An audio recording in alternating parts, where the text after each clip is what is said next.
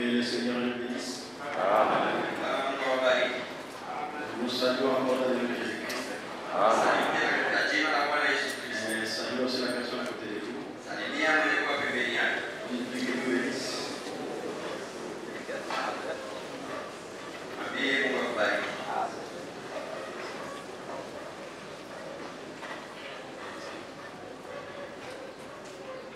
Nous remercions notre Dieu pour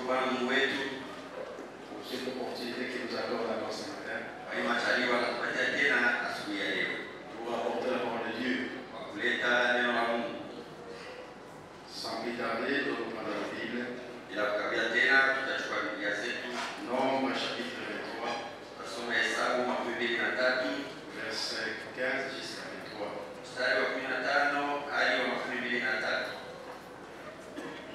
Ainsi, nous lisons dans le nom de Jésus-Christ. Balaam dit à Balak, tiens-toi ici, près de ton holocauste, et j'irai à la rencontre de Dieu. Akamwambia Balaki, simama hapa karibu na sadaka yako ya kuteketezwa, nami nitaonana na Bwana kule. L'Éternel vint au-devant de Balaam, il mit des paroles à sa bouche et dit, retourne vers Balak et tu parleras ainsi. Bwana akaonana na Balaamu, akatia neno kinywani mwake, akasema, rudie Balaki, ukaseme hivi. Il retourna vers lui, et voici Balak se tenait près de son holocauste, avec les chefs de Moab. Balak lui dit, qu'est-ce que l'Éternel t'a dit? Akafika kwake, na tazama, amesimama karibu na sadaka yake ya kuteketezwa na wakuu wa Moabu pamoja naye. Balaki akamwambia, Bwana amenena nini? Balaam prononça son oracle et dit, lève-toi Balak, écoute, prête l'oreille, fils de Zippor. Naye akatunga mizani yake akasema, ondoka Balaki, ukasikilize. Nisikilize, e mwana wa Sipori. Dieu n'est point un homme pour mentir, Mungu si mtu aseme uongo, ni fils d'un homme pour se repentir. wala si mwanadamu ajute. Ce qu'il a dit, ne le fera-t-il pas? Iwapo amesema hata litenda, Ce qu'il a déclaré, ne l'exécute-t-il pas? iwapo amenena hata lifikiliza. Voici, j'ai reçu l'ordre de bénir. Tazama, nimepewa amri kubariki. Il a béni, je ne le révoquerai point. Na yeye amebariki, nami siwezi kulitangua. Il n'appartient point d'iniquité en Jacob. Hakutazama uovu katika Il Yakobo, ne voit point d'injustice en Israël. wala kuona ukaidi katika Israeli. L'Éternel, son Dieu, est avec lui. Bwana Mungu wake yu pamoja naye, Il est son roi, naye ni mfalme wake. l'objet de son allégresse. Ni sauti kuu ya ufalme katikati yao. Dieu les a fait sortir d'Égypte. Mungu amewaleta kutoka Misri, Il est pour eux comme la vigueur du buffle. naye anakuwa nguvu kama nguvu za nyati. L'enchantement ne peut rien contre Jacob, Hakika hapana uchawi juu ya Yakobo, ni la divination contre Israël. wala hapana uganga juu ya Au Israeli. temps marqué, il sera dit à Jacob et à Israël, Sasa habari za Yakobo na za Israeli zitasemwa. quelle est l'œuvre de Dieu? Amen. Ni mambo gani aliyotenda Mungu? Amina. Inclinons nos têtes. Tuinamishe vichwa vyetu. Je vais encore inviter notre pasteur.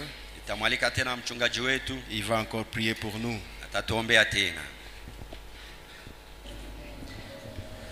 Dieu, notre Père céleste, Mungu Baba yetu wa mbinguni, nous te sommes infiniment reconnaissants tunakushukuru sana pour l'amour que tu as révélé, kwa upendo ambao umefunua, que tu as manifesté en mourant sur le bois du Calvaire. umezirisha kwa kufa kwenye mti wa Kalvario.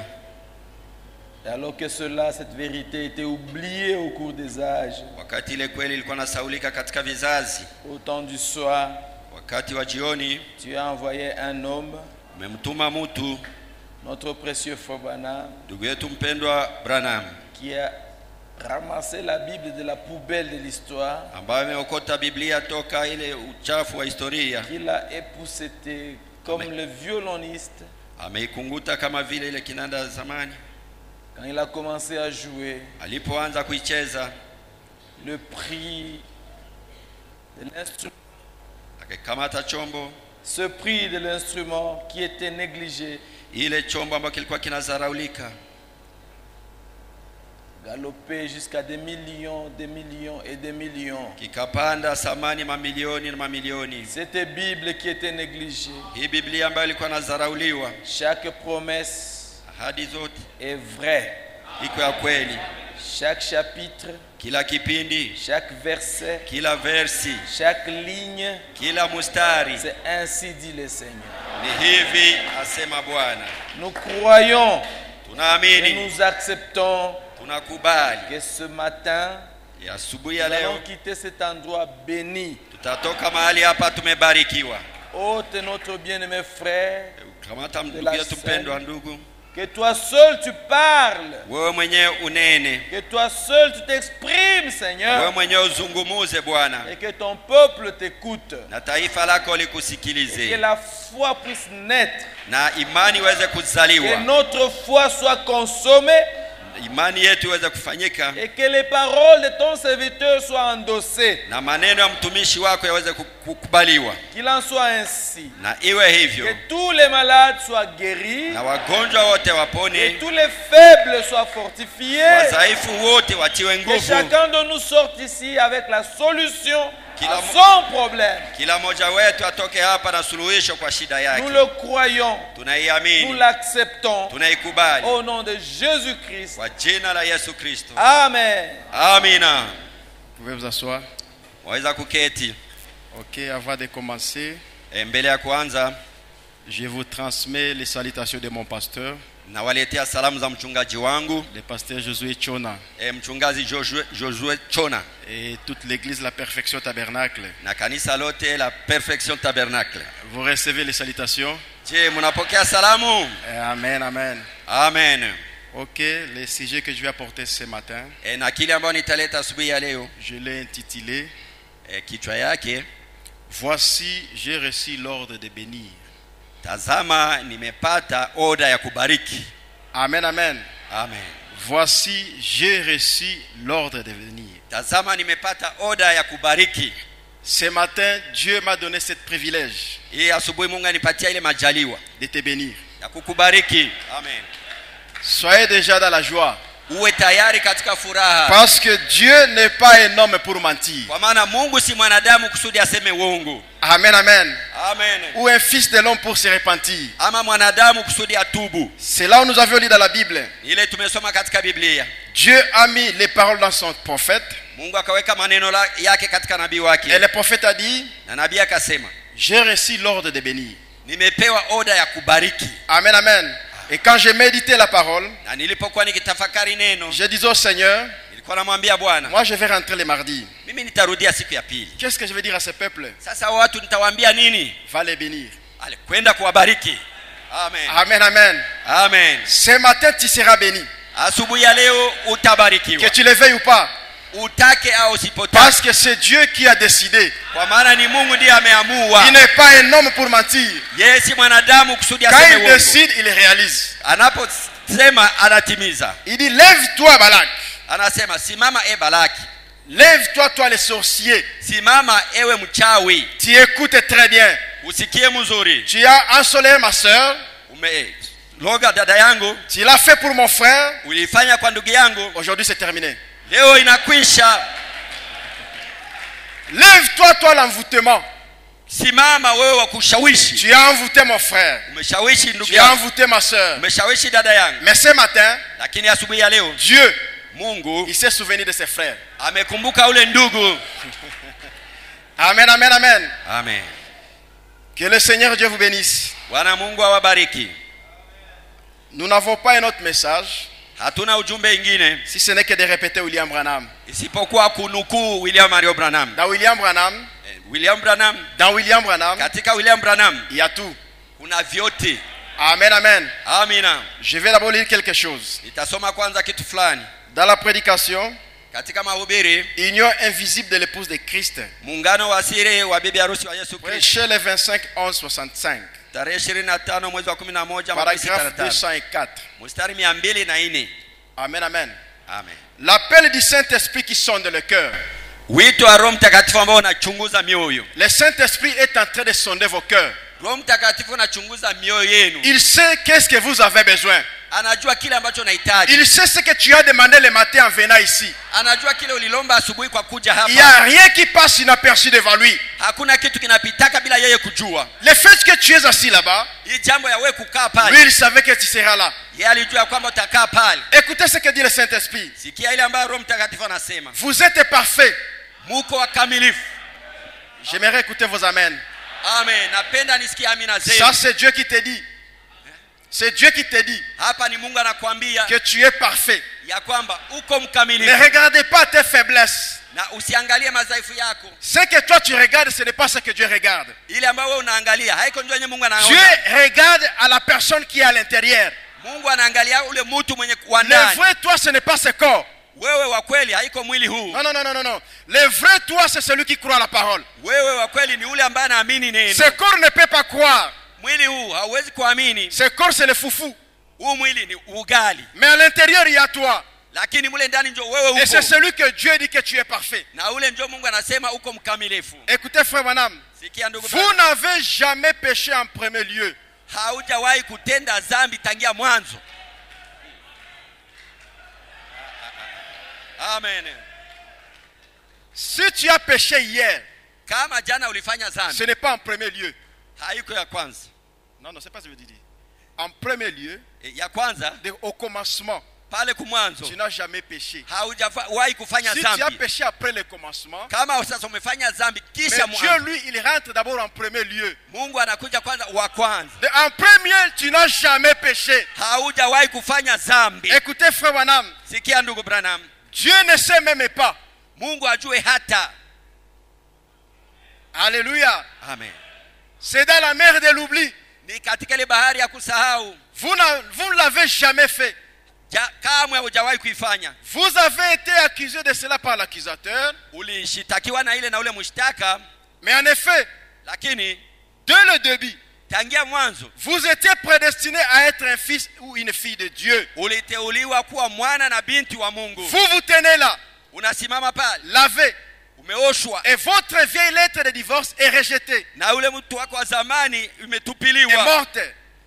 morte, Imekufa. inexistante, Haikuwake. même dans la pensée de Dieu. Hata katika wazo la Mungu.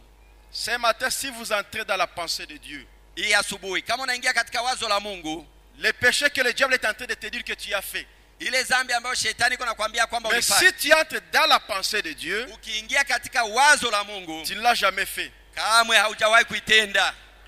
C'est la sœur Yvonne. Ni vile dada Yvonne. Que Dieu bénisse. Mungu akubariki. Je suis arrivé les dimanches ici. Je suis arrivé les dimanches ici. Nilifika siku ya Jumapili Je hapa, t'ai cherché, je ne t'ai pas vu. nikutafuta sikukupata. On m'a dit que tu es allé en voyage pour les soins. Wakaniambia ulienda kumatunzo. C'est pas possible. Haiwezekani. Donc je vais rentrer sans la voir. Sasa nitarudia bila kumuona. Ce matin, je te vois. Asubuhi ya leo mimi nakuona. Je viens avec ta guérison. Na kuja na uponyaji wako. Je viens avec ta guérison. Na kuja na uponyaji wako. Dieu m'a donné l'ordre de bénir. Mungu amenipatia oda ya kubariki. Je ne dis pas pour le dire.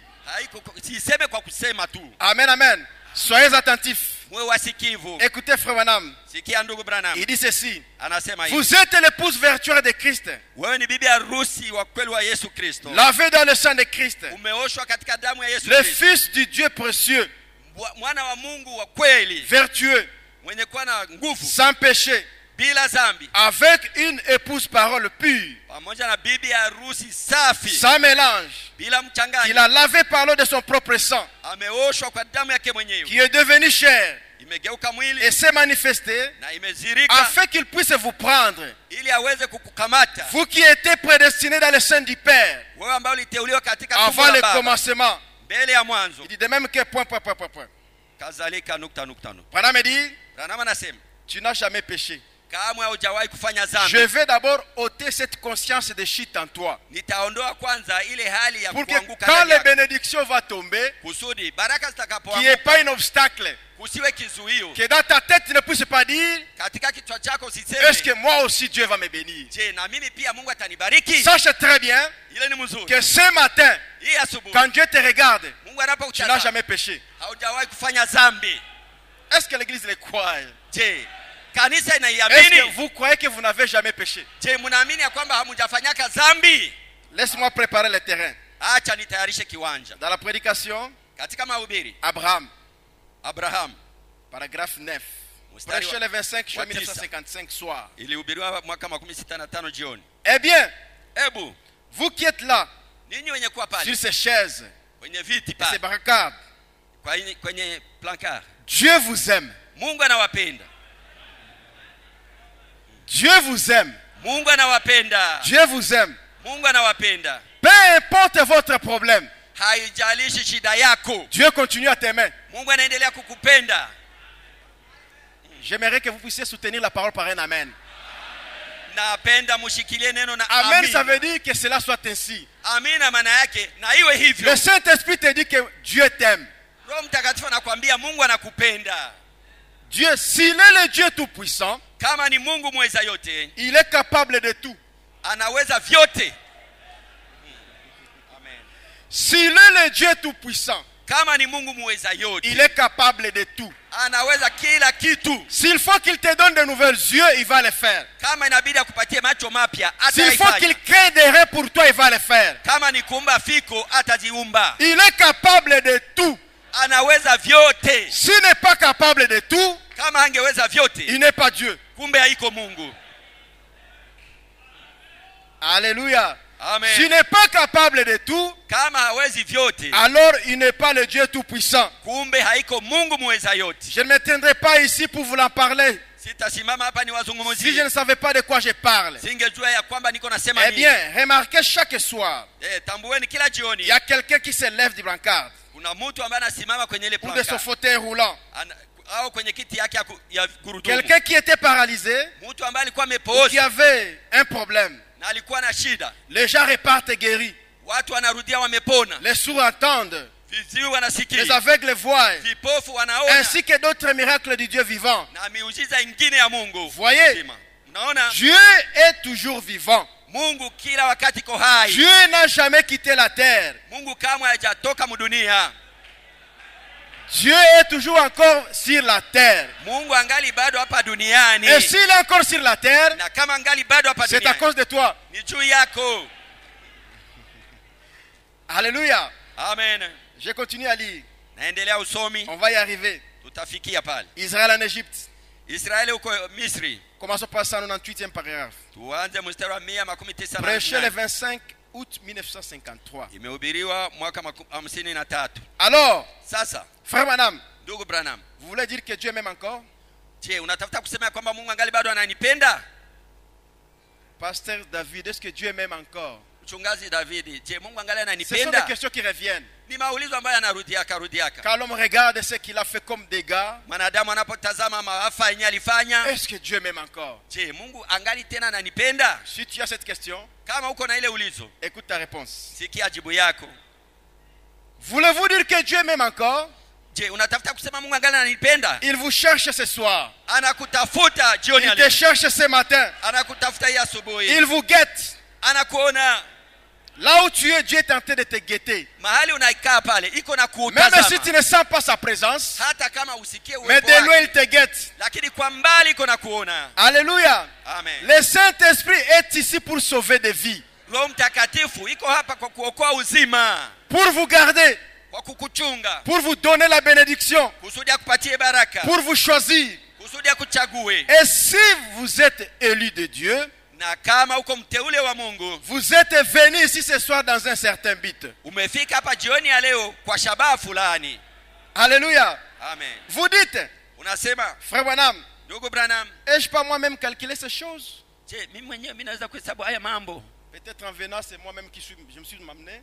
Je, huenda kwa kuja ni mimi peke nimejileta. Écoutez, frère Branham. Sikia ndugu Branham. Pourquoi êtes-vous venu à l'église ce soir? Kwa nini umekuja kanisani jioni ya leo? Qu'est-ce qui vous a fait venir? Kitu gani likuleta? Est-ce que vous pensez que le diable vous ait jamais attiré à l'église? Je, unafikiria kwamba shetani anaweza kukukokota kukuvuta kanisani? Alléluia.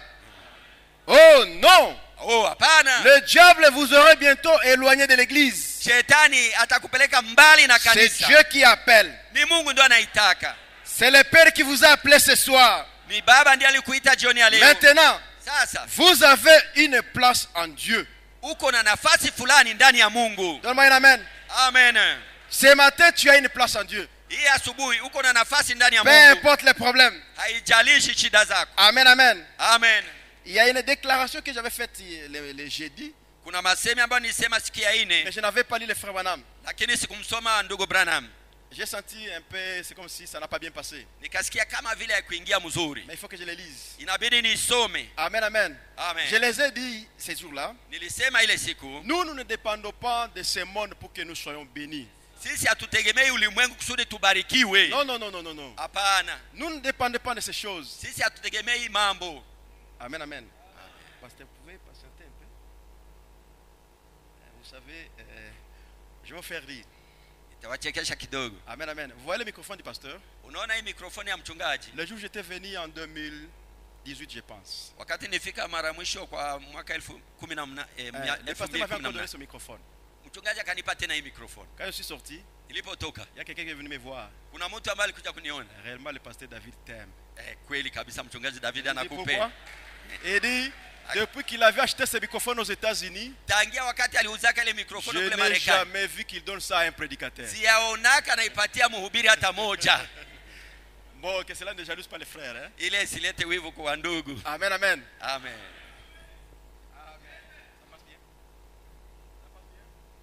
Pale ni sawa? Je, pale mnasikia mzuri? Bado.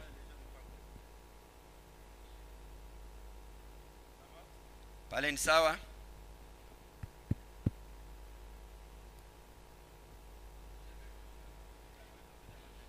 Nitaendelea kuzungumza wakati wako natengeneza. Nilikuwa nasema kwamba baraka zetu Pour que nous soyons prospères, kusudi tuweze kufanikiwa ne dépend pas de ces pays. haiambatani na hii nchi. Amen, amen. Vous qui priez que le Seigneur change le gouvernement, que les choses aillent bien, Nyinyi ambao mnaomba ya kwamba Mungu abadilishe serikali, mambo vous yaende n'avez pas vizuri, la révélation. hamuna ufunuo. Amen, amen. Que je vous donne un secret. Niwapatie siri, Laisse-moi lire frère Branham. acha niwasomee Branham. Dans la prédication manière d'un vrai prophète, Katika mahubiri nasema namna prêché ya le nabii wa 13 kweli, même 62, imehubiriwa mwaka paragraphe 62. 59. Il dit ceci. Anasema Il hivi, parle d'Israël. anazungumzia Israeli. Alors, Sasa ils n'avaient pas besoin des rois pour la prospérité. hawakuwa na hitaji mfalme kusudi wapate fanaka. Non, non, non, non, non, non. Hapana, Ce dont ils avaient besoin, kile ambacho walikuwa na hitaji c'était un prophète. ilikuwa ni nabii. Donne-moi Amen. un amen. Amen. Pour que votre maison soit prospère, Kusudi nyumba yako iweze kubarikiwa, hébergez les prophètes chez vous. wewe kuwa na nabii kwako, Mettez les bandes chez vous. weka kanda kule kwako, Lisez les brochures chez vous. someni mabroshire kwenu, Votre maison sera prospère. nyumba yenu itafanikiwa. La veuve de Sarepta, Ule mjane wa quand Sarepta elle a hébergé Élie, wakati alimpokea Eliya, même dans la maison du roi, hata katika nyumba ya il y mfalme avait la famine pendant 3 ans. kulikuwa njaa muda wa miaka 3.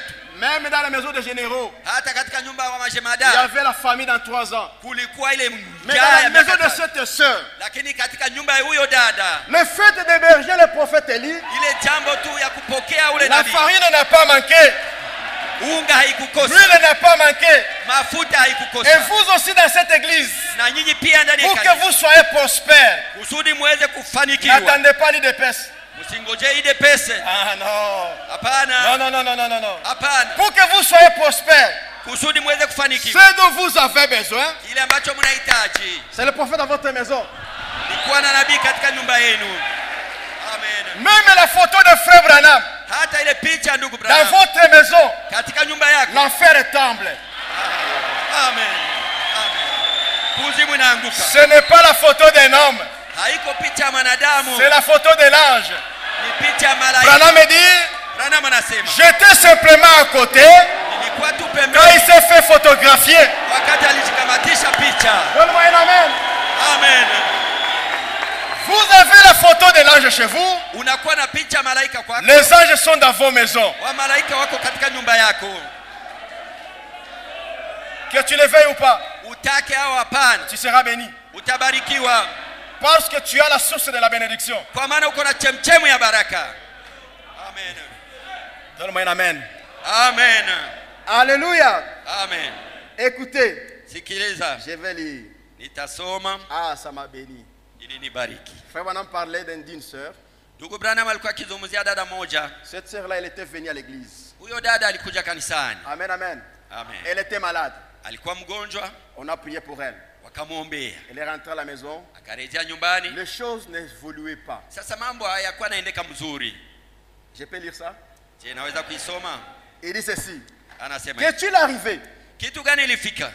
Le même ange de Dieu Ule malaika wa Mungu qui avait placé ces choses, ambaye aliweka haya mambo, qui avait dit cette parole de la part de Dieu, ambaye alisema ineno upande wa qui Mungu, avait parlé par des lèvres, ambaye alizungumza kupitia et avait midomo, dit que c'était, akasema ni kitu gani? il avait annoncé que cela arriverait. Alikuwa ametangaza kwamba ile itafika. Écoutez William Branham. Sikia ndugu Branham. Il était passé dans ce quartier ce matin-là. Alikuwa amepita katika ile mtaa ile asubuhi. L'ange est passé dans les quartiers Malaika alipita katika ile mtaa pour suivre cette sœur. kusudi amfuatilie ule dada. Ce matin, Ile asubuhi l'ange va sonner dans les quartiers. malaika watazunguka katika quartier zile. L'ange ira dans les quartiers de Nderi. Malaika taenda katika quartier de Nderi. L'ange ira dans les quartiers, je ne sais pas si c'est Nyalukemba. Malaika atapita katika quartier Nyalukemba. Il est le même ange. Hein? Ule malaika. Vous le croyez? Mnamwamini? Dans ton cœur. Katika moyo wako. Dites à Dieu. Ambia Mungu. Tu connais mon quartier. Unajua na mimi mtaa yangu. Amen. Alléluia. Amen. Il était passé dans les quartiers ce matin-là. Alikuwa amepita katika mtaa ile asubuhi. Cherchant des gens sur qui il avait prononcé cette bénédiction-là. Akitafuta wale watu juu yao alitamka Le zile baraka. prophète prononce la bénédiction. Nabii anatamka baraka. L'ange est obligé de passer dans votre quartier. Malaika anashurutishwa apite Pour katika chercher mtaa les wako. gens qui ont dit Amen. Kutafuta wale watu Parce que Amen, cela veut dire Amina. que cela soit ainsi. Amen. Na Et iwe quand vous hivyo. dites Amen, Unaposema amina, l'ange qui a été photographié, ule malaika ambaye il est obligé de vous suivre dans vos quartiers. anashurutishwa kukufuata katika mtaa wako. Il va passer dans votre avenue. Atapita mwaveni Il yako. connaît votre numéro. Anajua nambari ya nyumba yako. Amen. Amen. Gloire à Dieu. Utukufu kwa Et la Bwana. question était réglée. Na ile shida ikaisha. Voyez, Unaona? Unaona? Cela ne peut qu'arriver juste au moment exact. Ile inapaswa kufika tu kwa saa inayofaa. Croyez-vous ça? Ile mnaiamini? Amen. Laisse-moi ajouter quelque chose. Acha niongeze kitu kidogo. Si la bénédiction Kama baraka est placée sur vous, iko juu yako. voilà, me dit. Kama nasema. Ça n'évolue pas? Aïe Aïe, aïe, aïe, aïe, aïe. Endelee mbele. Bon, je ne sais pas comment faire. Sijui la kufanya. Je voulais qu'on le lise ensemble. Ningependa tuisome pamoja.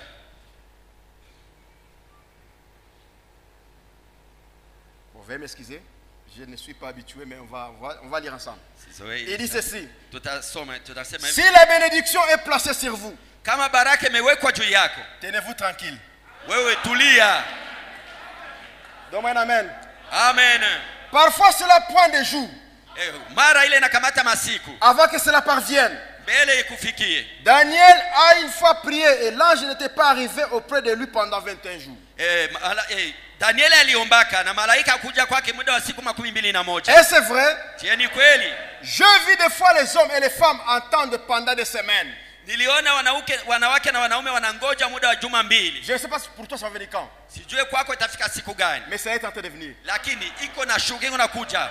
Ce matin, hii asubuhi, je ne sais pas. Sijui. Demain, kesho, je ne sais pas. Sijui. Mais comme la bénédiction sera sur toi, lakini juu baraka zitakuwa juu yako, ça va planer sur toi. Zitaninginia juu yako. Comme c'est le prophète qui parle. Jinsi ni nabii ndo anasema. Les cieux et la terre passeront. Mbingu na nchi vitapita. Mais Dieu sait que la chose est là. Mungu anajua kwamba kitu iko. Quand David fit oué par les prophètes. Daudi alipopakaliwa na Quand nabii. David fit oué. Wakati Daudi alipakaliwa par les prophètes. Na nabii. Les gens pouvaient voir David. Watu wangemuona David. Mais Dieu voyait David roi. Mungu alikuwa anaona David mfalme. Dieu savait que David était déjà roi. Mungu alikuwa anajua kwamba David alikuwa tayari mfalme. Et ce matin mon frère, ma soeur. Na hii asubuhi ndugu yangu na dada yangu. Quand le prophète va parler sur toi. Wakati nabii atasema. Et que tu dis amen à la chose. Na unasema amina kwa. Ça peut prendre des semaines. Inaweza kamata mawiki. Amen, amen. Amen. Il dit ceci. Je vis des fois, cela prend des semaines. Je vis des fois où les hommes et les femmes entendaient pendant des semaines. Niliona wanaume na wanawake wanangojea muda wa majuma. Et la chose suivante. Na kitu ya kufuata. Vous savez tout d'un coup. Kwa ghafla. Cela arrive. Inafika. Alléluia. Amen. L'ange est passé dans leur quartier. malaika alikuwa anapita katika mitaa yao, Il sait où il en est. anajua kwenye iko. Amen. Dieu connaît là où tu habites. Mungu anajua kwenye unakaa. Même quand tu déménages, Dieu sait que tu as déménagé. Hata wakati unahama, Mungu anajua kama Il va unahama. te chercher dans votre quartier. Atakutafuta katika mtaa wako. Amen. Amen. Il sait où est-ce que vous êtes. Anajua kwenye uko. Écoutez, Branham. Usikie ndugu Branham, Tout ce que vous lirez sur la terre, chochote ambacho utafunga hapa je duniani le lierai au ciel. na mbinguni kitafungwa. Ce que vous lirez sur la terre, Kile ambacho mtafungua je vais le duniani délier au ciel. nitakifungua mbinguni. Et c'est vrai, Je ni c'est kweli, sa souveraineté. ile ni mamlaka yake. Ce que je vais bénir aujourd'hui, Wala nitabariki leo. là au ciel, Dieu va opter. Kule mbinguni Mungu atasisitiza ile. Amen. Croyez-moi. Uniamini. Amen, amen. Amina. Écoutez William Branham. Sikia ndugu Branham, Dans la prédication, un homme appelé de Dieu. katika mahubiri mtu anayeitwa na Mungu. J'avais voulu que l'église aussi lise avec moi, mais Ningependa kanisa nalo lisome pamoja na mimi. paragraphe 95. Mstari wa 95. Je mets seulement des bases Niko naweka tu misingi avant de vous bénir. mbele ya kuwabariki. Écoutez William Branham. Sikia William Branham. L'heure vient. Saa inafika. Croyez-vous? Je mnaamini? L'heure vient Saa inafika où Dieu ambapo Mungu forcera le monde, atakaza dunia, forcera le monde atakaza ile dunia à se prosterner aux pieds des hommes et des femmes wasujudu mbele ya miguu ya wanaume na wanawake qui ont fait un grand saut. ambao waliruka juu sana. Donne-moi un amen. Amen. Dieu, Mungu, l'heure arrive saa où inafika Dieu va amener le monde ambapo Mungu ataleta à se dunia prosterner devant les femmes ipige magoti mbele ya et wanawake, devant les hommes mbele ya wanaume qui ont fait un grand saut. ambao waliruka juu sana. Et le grand saut aujourd'hui, Na kuruka juu c'est sana de leo quitter le monde, entrer dans le message. kutoka ulimwengu kuingia ndani ya ujumbe. Amen. Ça, c'est le plus grand saut que l'on peut faire. Ile haiko C'est le plus grand saut ile ndio kuruka mkubwa ambao que l'homme peut faire. mwanadamu anaweza De kufanya. faire cet exode. Ni kutoka ile. Je quitte le monde. Naacha dunia, Je vais dans la parole. naenda ndani ya Et neno. Dieu dit, l'heure arrive Na Mungu où anasema il va amener le monde ambaye ataleta dunia à s'agenouiller ipige magoti devant ces hommes-là. mbele ya wale watu. Amen. Donne-moi un amen. Amen. Alléluia. Amina. Qui ont traversé le Jourdain Ambao wamevuka et qui Yordani se sont séparés des choses du monde. na ambao wamejitenga na mambo ya dunia. Frères et sœurs, Ndugu na dada, ce soir, hii jioni quoi que vous fassiez, chochote ambacho quoi que vous utafanya, pensiez, chochote ambao unawaza, traversez le Jourdain avec Dieu. vuka Yordani pamoja na Mungu. Passez de l'autre côté Wende ngambo et ingine séparez-vous. na ujitenge. Laissez le monde derrière vous. Acha dunia nyuma yako. Laissez Dieu vous former Acha Mungu pour que akutengeneze vous soyez à son service. kusudi uweze kuwa kwenye kazi yake. Nous vivons au jour qui précède ce réveil. Tunaishi kwa siku ambazo zinatangulia Il y ile a un réveil qui vient uamsho iko nakuja où les sorciers vont s'agenouiller. ambapo wachawi watapiga magoti. Dieu les avait laissé le temps de faire ce qu'ils ont fait. Mungu aliwaachia wakati ya kufanya Mais wenyewe, aujourd'hui, lakini leo Dieu va te oindre. Mungu atakupaka mafuta. Le même sorcier qui t'a ensorcelé hier, Ule mlozi ambaye le alikuloga même jana, sorcier va s'agenouiller. ule mlozi atapiga magoti. Donne-moi un amen. Amen. Ça, c'est l'ange qui parle. Hapo ni malaika iko nasema Dieu va amener le monde à s'agenouiller. Mungu ataleta dunia iweze kupiga magoti. Le diable n'a pas peur de vos cris. Shetani haogope kelele zenu. Le diable n'a pas peur de votre argent. Shetani haogope pesa Le zenu. diable n'a pas peur de ton diplôme. Shetani haogope cheti yako. Mais ce dont le diable a peur, Lakini kile ambacho shetani c'est anaogopa la parole de Dieu. ni neno la Mungu. Amen. La parole de Dieu, ce ne sont pas des papiers. Neno la Mungu haiko makaratasi. Donne-moi un amen. Amen. La parole de Dieu, Neno la Mungu c'est Dieu dans l'homme. ni Mungu ndani ya mtu. La parole de Dieu n'aura pas des effets sur ces bois ici. Maneno ya Mungu haitakuwa na kazi juu ya mti hapa. Pour que ça soit la parole de Dieu, Kusudi iwe neno la Mungu, il faut qu'un prophète parle. inabidi nabii aseme. Et que quand le prophète parle, Na nabii il anaposema, faut qu'il y ait un homme qui va croire. inabidi kuwe mtu mwenye taamini. C'est ce qui montre la force de Dieu. Ile ndio inaonyesha nguvu za Mungu. Branham dit ceci. Branham anasema Le diable a besoin d'un homme. Mungu iko na haja na mwanadamu. Le diable a besoin d'un homme Shetani anahitaji mtu pour manifester ce qu'il est. kusudi azirishe kenye iko. Et Dieu aussi, Mungu naye pia, et Dieu aussi, Mungu naye pia il n'a pas besoin d'une chèvre. hana haja ya mbuzi. Non, non, non, non, non, non. Dieu a besoin de toi Mungu ana haja yako pour wewe, que lui aussi kusudi naye pia montre au diable aoneshe que shetani moi aussi j'existe. na mimi niko pale. Amen. Amen. Vous allez devenir ce que vous croyez de vous. Utageuka kile kenye unajiaminia wewe. Amen. Donne-moi un amen. Amen. Si tu crois que tu es faible, Kama unaamini kwamba uko mdhaifu, tu seras faible. utakuwa mdhaifu. Laisse-moi vous montrer la puissance du diable. Acha niwaoneshe nguvu za shetani. Il y a les gens qu'on appelle les PD. Kuna wale watu ambao wanaitwa wapede, washoga, wapede. Hein? Ok.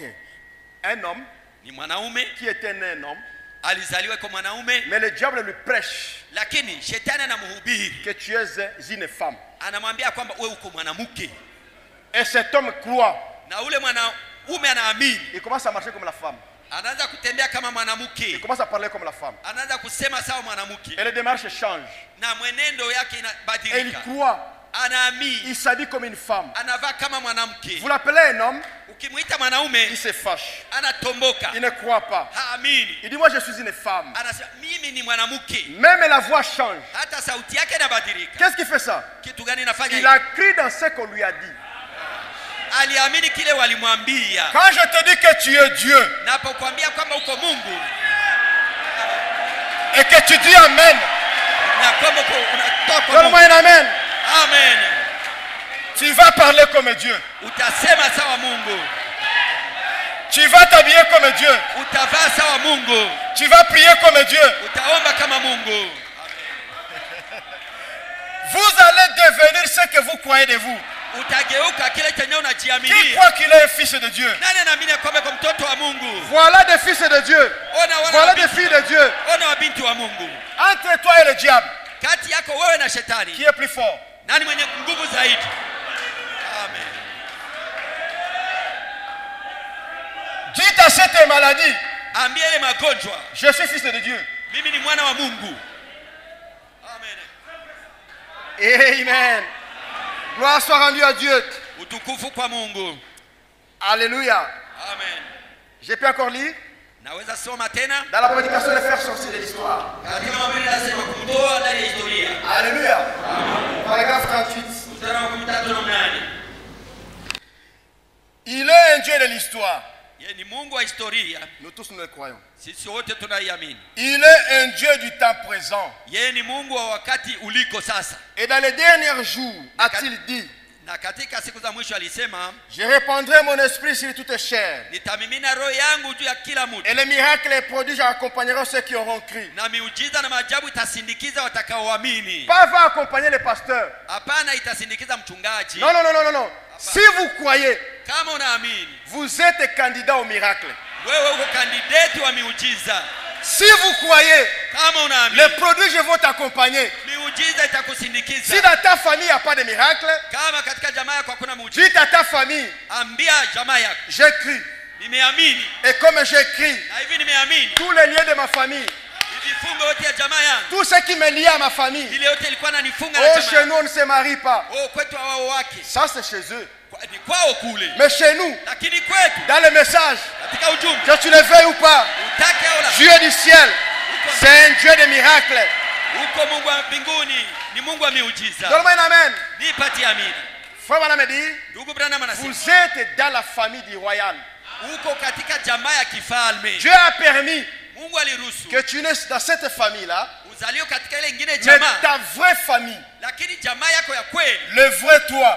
wa kweli wewe, Parce que Branham dit, kwa Branham la anasema, famille de Dieu jamaa ya Mungu sur la terre hapa duniani, se nomme, mtu je n'ai pas écouté, sikusikia, se nomme, ni mtu.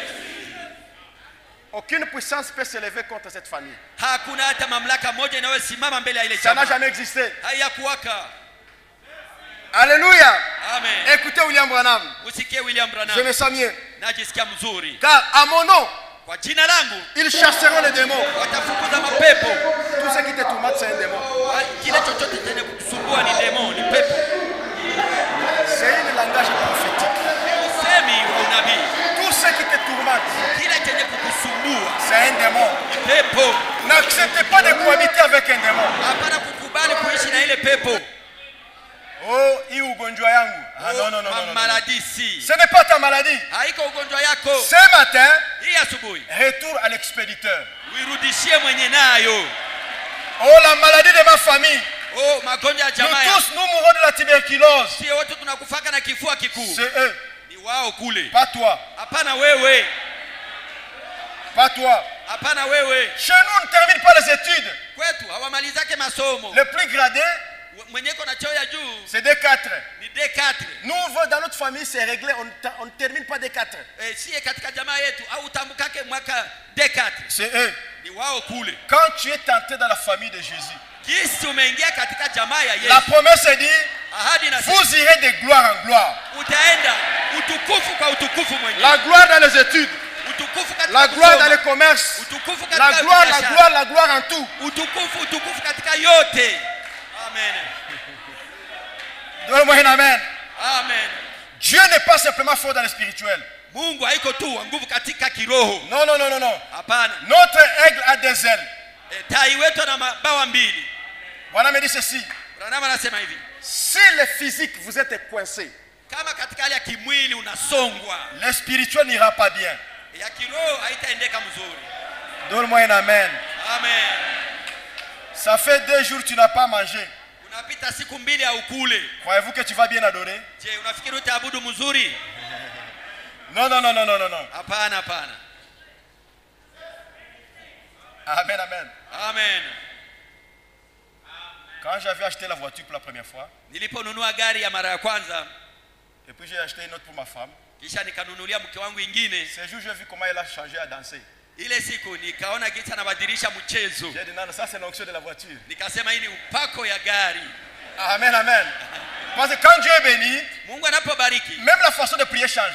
hata namna ya kuomba inabadilika. Quand Dieu te donne $1000, Wakati Mungu anakupa quand tu dolari, rentres le soir, unaporudia en jioni prière en famille, katika maombi ce ya sont les jamaa, alléluia et les amen. Parce haleluya que na dans la amina. poche, il y a quelque chose. Kwa maana mfukoni kuna kitu fulani. Mais quand tu viens vide, Unapokuja bila kitu, tu continues à pleurer. unaendelea kulialia. Dieu veut que vous soyez dégagés. Mungu anapenda mweze kuwa huru. Écoutez William Branham. Sikia William Branham. Je continue à lire. Naendelea kusoma. Amen, amen. Écoutez ce qu'il dit. Sikia ile anasema, Car à mon nom, ils chasseront les démons. kwa jina langu atafukuza mapepo. Ils parleront de nouvelles langues. Atasema kwa lugha mpya. S'ils saisissent un serpent, Kama wakinasa ou s'ils prennent nyoka, un breuvage mortel, kama wakila cha cela ne kufisha, fera aucun de mal. hakitawazuru. Et s'ils imposent les mains aux malades, Na kama wanaweka mikono juu les ya malades wagonjwa, seront guéris. wagonjwa watapona. C'est un Dieu de l'histoire Ni Mungu wa historia, qui fit la promesse. ifanya ahadi. Et aujourd'hui, Na leo nous sommes le peuple de son pâturage. sisi ni taifa ya malisho Nous yake. sommes les brebis de sa bergerie. Tuko kondoo ya malisho yake. Et il entend Na anangoja que nous puissions nous lever tuweze kusimama et l'appeler à entrer en action. na tumuite naye afanye kazi. Pour ton problème, Kwa shida yako, Dieu n'attend pas les pasteurs. Mungu atangojea Il mchungaji. se lève. Anasimama. Non, non, non, non, non. Ce matin, toi-même, tu vas te lever. Hii asubuhi wewe mwenyewe ndio utasimama. Toi-même, tu vas te mettre debout. Wewe mwenyewe Tu utasimama vas wima. l'appeler en action. Utamuita afanye Et kazi. nous le verrons agir. Na tutamuona Mungu anafanya kazi. Alléluia. Amen. Appelez-le sur la scène. Mumuite kwenye kazi. Observez-les entrer. Mumuangalie kisa anaingia. Alléluia. Amen. Observez-les accomplir des œuvres suprêmes. Mumuangalie kisa anatenda matendo makubwa. Vous croyez à William Branham? Je, mnaamini William Branham? Observez-les accomplir des choses Mumuangalie kisa qui anatimiza mambo amèneront les hommes à se poser des questions ambayo itapeleka watu wajiulize et à maulizo se gratter la tête na wajikune kichwa et qui ne comprennent pas. na hawataelewa. Appelez ton Dieu en scène Ita Mungu wako katika kazi où Dieu va agir ambapo Mungu wako et les atatenda hommes vont se poser la question. na watu wataanza Est-ce que kujiuliza, c'est lui? je, ni yeye? Les gens vont se gratter la tête. Watu watajikuna Est-ce kichwa, que réellement c'est lui? je, ni yeye Oui, kweli? oui. Ndio. C'est toujours la même personne. Angali ule mutu. Ils t'ont négligé hier. Walikudharau jana. Appelez ton Dieu en scène. Ita Mungu wako Ces katika kazi. mêmes gens-là Wale watu vont se gratter la tête. watajikuna kichwa. Il est le Dieu d'histoire, ni Mungu wa historia, mais pour nous, lakini kwetu il sisi sera une réalité. atakuwa bayana, uhakika wa mambo. Je reprends.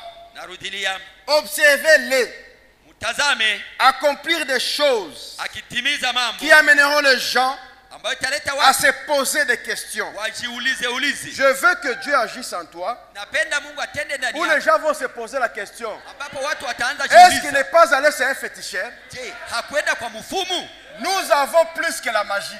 Tuko na zaidi ya maji. Le message de William Branham, Ujumbe wa William c'est plus que la sorcellerie. inashindia uchawi. Amen. Le message de William Branham, Ujumbe wa William Branham c'est le top des tops. ndio inakuwa tope ya tope juu ya vyote, C'est la plus grande puissance. ndio uwezo kubwa zaidi. Au-delà de ces messages, Nje ya hii il n'y ujumbe a plus rien. hakuna kitu tena. Donne-moi un amen. Amen. Cela veut dire, Ni kusema au-delà de toi, juu yako toi qui croyais, wewe ambao il unaamini n'y a plus rien. hakuna kingine. Amen. Donne-moi un amen. Amen. Dans ta famille, c'est toi la tête. Katika jamaa yako wewe ndio kichwa. Dans ta famille, c'est toi la tête. Katika jamaa yako wewe ndio kichwa. David était oublié. David alikuwa amesaulika. Même son papa l'avait oublié. Hata baba yake alikuwa amemsahau. Quand le prophète est venu chercher les rois, Wakati mfalme nabii il est arrivé dans la maison de David. akafika katika nyumba yao David. Amène-moi tes enfants. Niitie watoto wako. Je vais oindre quelqu'un roi. Nitapaka mtu mmoja atakuwa Le mfalme. premier est venu. Wa kwanza Il a dit kaja. non, ce n'est pas lui. Hapana, haiko Le huyu. deuxième, Wa pili. le troisième. Wa tatu. Il n'y a plus un autre. Hakuna mwingine. Même le papa a fait des choses. Hata baba yake na Daudi ambaye amemsahau. Ah oui, oui, oui, oui, oui, oui. Ndio. Il y a un type là, il y a un David. Ah, kwa Daudi, David iko kule. Vous serez le David de votre famille.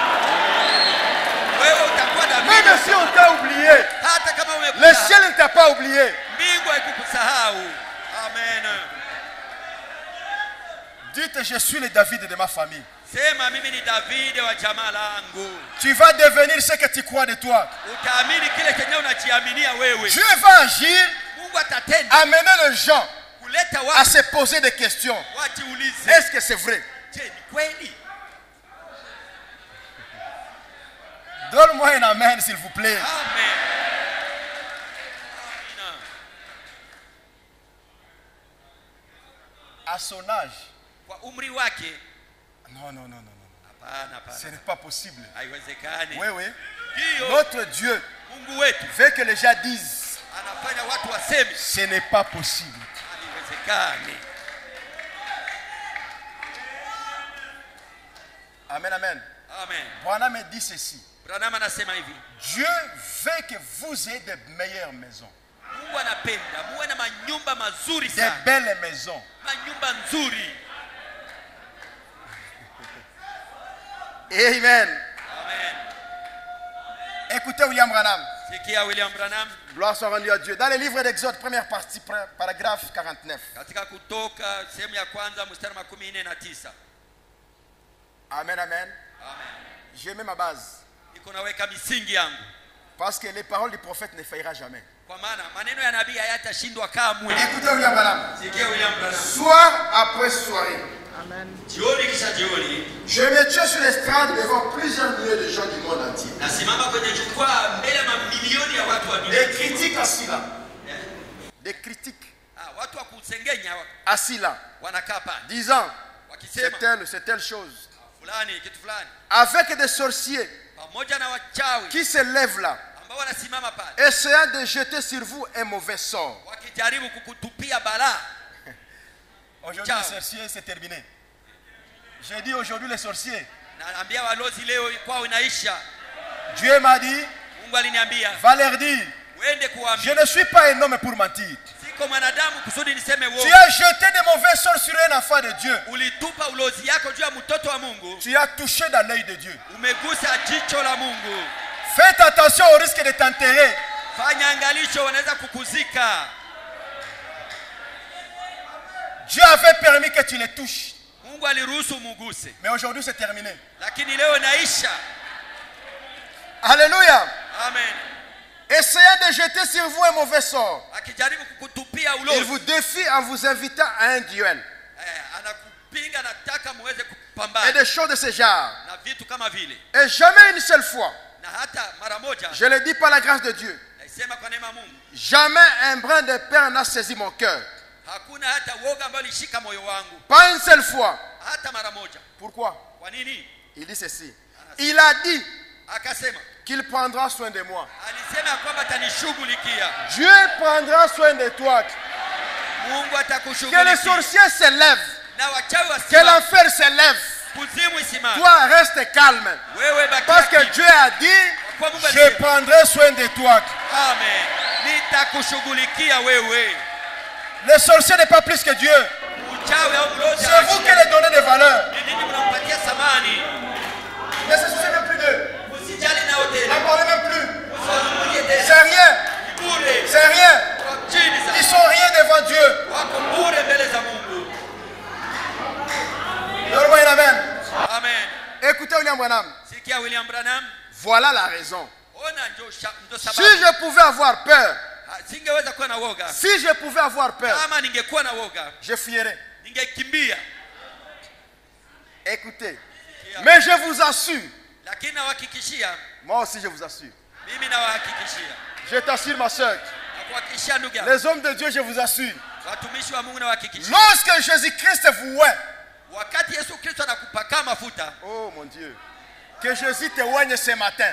Yesu nakupaka mafuta. Que siku ya Jésus leo. vous oigne ce matin. Yesu awapakae Que mafuta. Jésus siku vous ya oigne leo. mes soeurs. Awapakae dada zangu. Lorsque Jésus-Christ vous oint, Wakati écoutez William Yesu Branham, anakupaka, vous n'êtes pas fait de matériaux qui peuvent fuir. haundwe na vyombo ambavyo unaweza kukimbia. Dites-moi, je ne peux pas fuir. Sema mimi sitakimbia. Même s'ils venaient des milliers, Hata wanakuja mamilioni. je suis fait de matériaux Mimi ninaundwa na vifaa qui ne peuvent pas fuir. ambavyo haviwezi kukimbia. Nos matériaux, ce ne sont pas les matériaux pentecôtistes. Vifaa vyetu haviko vya Kipentekoste. Non, non, non, non, non. Hapana. Dieu a donné à William Branham Mungu alimpatia William Branham les matériaux qui ne peuvent pas fuir. vifaa ambavyo haviwezi kukimbia. Même si l'enfer cognait sur toi, Hata kama kuzimu na tu sais très bien, unajua mzuri. je suis plus que l'enfer. Mimi niko zaidi ya kuzimu. Alléluia. Amen. Il dit c'est tout. Sema basi. Je suis sur les rochers de Gibraltar. Niko katika ile mwamba wa Gibraltar. Non, je suis sur les rochers des âges. Niko juu ya mwamba wa nyakati. Vous montez sur les rochers des âges. Unapanda juu ya mwamba wa nyakati. C'est la parole de Dieu. Ni neno la Mungu. Prenez position là. Kamata msimamo wako Et pale. pendant que les portes de séjour des morts se cognent contre cela, Na wakati milango ya kuzimu iko nagongana, résistez avec cette parfaite assurance. upinge na ile Celui ujasiri. qui a promis, Yeye aliyeahidia cela ne peut pas faillir. haiwezi Il kukosea. ne faillira jamais. Haitakosea. Voilà me dit Amen. Amen. C'est cela la foi. Jo imani ile. Celui qui a fait la promesse, Yeye alifanya ahadi. même si le médecin dit que tu vas mourir demain, Hata kama mganga anasema utakufa kesho, c'est toi qui as dit. ni wewe umesema. Mais mon Dieu n'a pas dit ça. Lakini Mungu wangu akusema vile. Alléluia. Amen. Écoutez William Branham. Sikia William Branham. Alléluia. Dans la prédication, la rédemption dans sa totalité, dans la joie. Katika mahubiri nasema ukombozi Amen. katika furaha na katika utimilifu. Paragraphe 27. Mstari wa 27. Vous allez croire? Amen. Et puis, Kisha il y a beaucoup parmi vous, kuna wengi kati yenu mes amis, rafiki zangu qui prient, qui jeûnent, ambao wanaomba na kufunga, mais ils ont peur de prendre possession de l'objet de leur prière. lakini wanawoga ya kukamata jambo ya maombi yao. Amen, amen. Amen. Ah, très bien. Mzuri. Écoutez ce qu'il dit. Sikia ile anasema. C'est vrai. Ni kweli. Vous voyez? Naona? Eh bien, Hebu ça ne vous avancera à rien de jeûner et de prier, haitakusaidia kitu à moins kufunga que na vous kuomba. n'ayez des œuvres qui accompagnent ça. Isipokuwa uko na matendo ambayo yanasindikiza Vous hili. aurez beau avoir toute la foi possible, Unaweza kuwa na imani yote. ça ne vous avancera absolument à rien, haitakusaidia chochote. à moins que vous avancez Isipokuwa kama unaisonga jusque-là, mpaka pale. de faire face à la chose Unapambana na et ile de kitu vous emparer. na unaimiliki. C'est tout. Basi Vous devez aller de l'avant. unapaswa kwenda mbele. Vous devez vraiment faire les pas Unapaswa kabisa kufanya hatua et les faire quoi qu'il arrive. na kuifanya ijapokuwa kitu gani kinafika. Si tu as demandé à Dieu quelque chose, Kama umemwomba Mungu kitu fulani, va de l'avant. wende mbele. La chose va venir. Kile kitu kitafika. Quand vous cherchez quelque chose, unapotafuta kitu fulani, donc quand vous demandez quelque chose, unapoomba kitu fulani, allez le chercher. wende uitafute. Si tu as demandé à Dieu du travail, Kama ulimuomba kazi, ne restez pas à la maison. usibakie kunyumba, Va chercher ce travail. wenda tafuta ile kazi yako. Le pasteur a déjà prié pour toi. Mchungaji amekwisha Ne restez pas à la maison. usibakie kunyumba, Va chercher la chose. wenda tafuta ile kitu. Si tu as demandé à Dieu la maison, Kama umemuomba Mungu va nyumba, chercher cette maison. wenda kutafuta ile nyumba. Amen. Oh, je vais le chercher où? Oh, ndaitafutia wapi? Va chercher. Wenda kutafuta. Toi, sors simplement. Wewe tu. Dis à ta femme, Utoke tu. j'ai demandé à Dieu une maison. Niliomba Mungu Je nyumba. sors pour chercher cette maison-là. Natoka kwenda kutafuta ile nyumba. Le Dieu, le créateur, Mungu muumbaji va créer cette maison. Amen. Ataumba ile nyumba. Quand vous demandez quelque chose, Unapoomba kitu fulani, allez le chercher. kwenda kuitafuta. Dieu a dit que Mungu alisema ça vous appartient. ya kwamba ni yako. Écoutez William Branham. Sikia William. Alors n'acceptez rien de moi. Basi usikubali kitu ingine chini ya ile. Donne-moi un amen. Amen. Si vous avez demandé une voiture Kama umeomba gari et que Dieu te donne une moto, na Mungu anakupatia moto, n'acceptez pas. usiitike. Moi, je n'ai pas demandé la moto. Sikuomba moto. Branham dit, n'acceptez rien de moi. Anasema usikubali cha chini ya ile. Amen. Si vous croyez William Branham, Kama unaamini William il n'y Branham, aura pas des obstacles chez vous. amen, hakutakuwa N'ayez vizuio. pas peur de dire à Dieu, Usiogope kumwambia je Mungu, ne t'ai pas demandé une moto. sikukuomba moto. Si vous avez besoin d'une maison, Kama unahitaji nyumba, tu es locataire par exemple. uko mpangaji kwa mfano, On te chasse aujourd'hui, on te chasse demain, on te chasse. Il leo n'y a pas la wanakufukuza, kesho garantie. wanakufukuza, hauna Tu garanti. dis à Dieu, j'en ai marre. Unaambia Mungu nachoka, Je vais avoir ma maison. napenda nikuwe na nyumba yangu. Amen, amen. Et Amen. que demain, Lakini kesho le pasteur t'appelle. mchungaji anakuita, Non, prends l'argent de la garantie.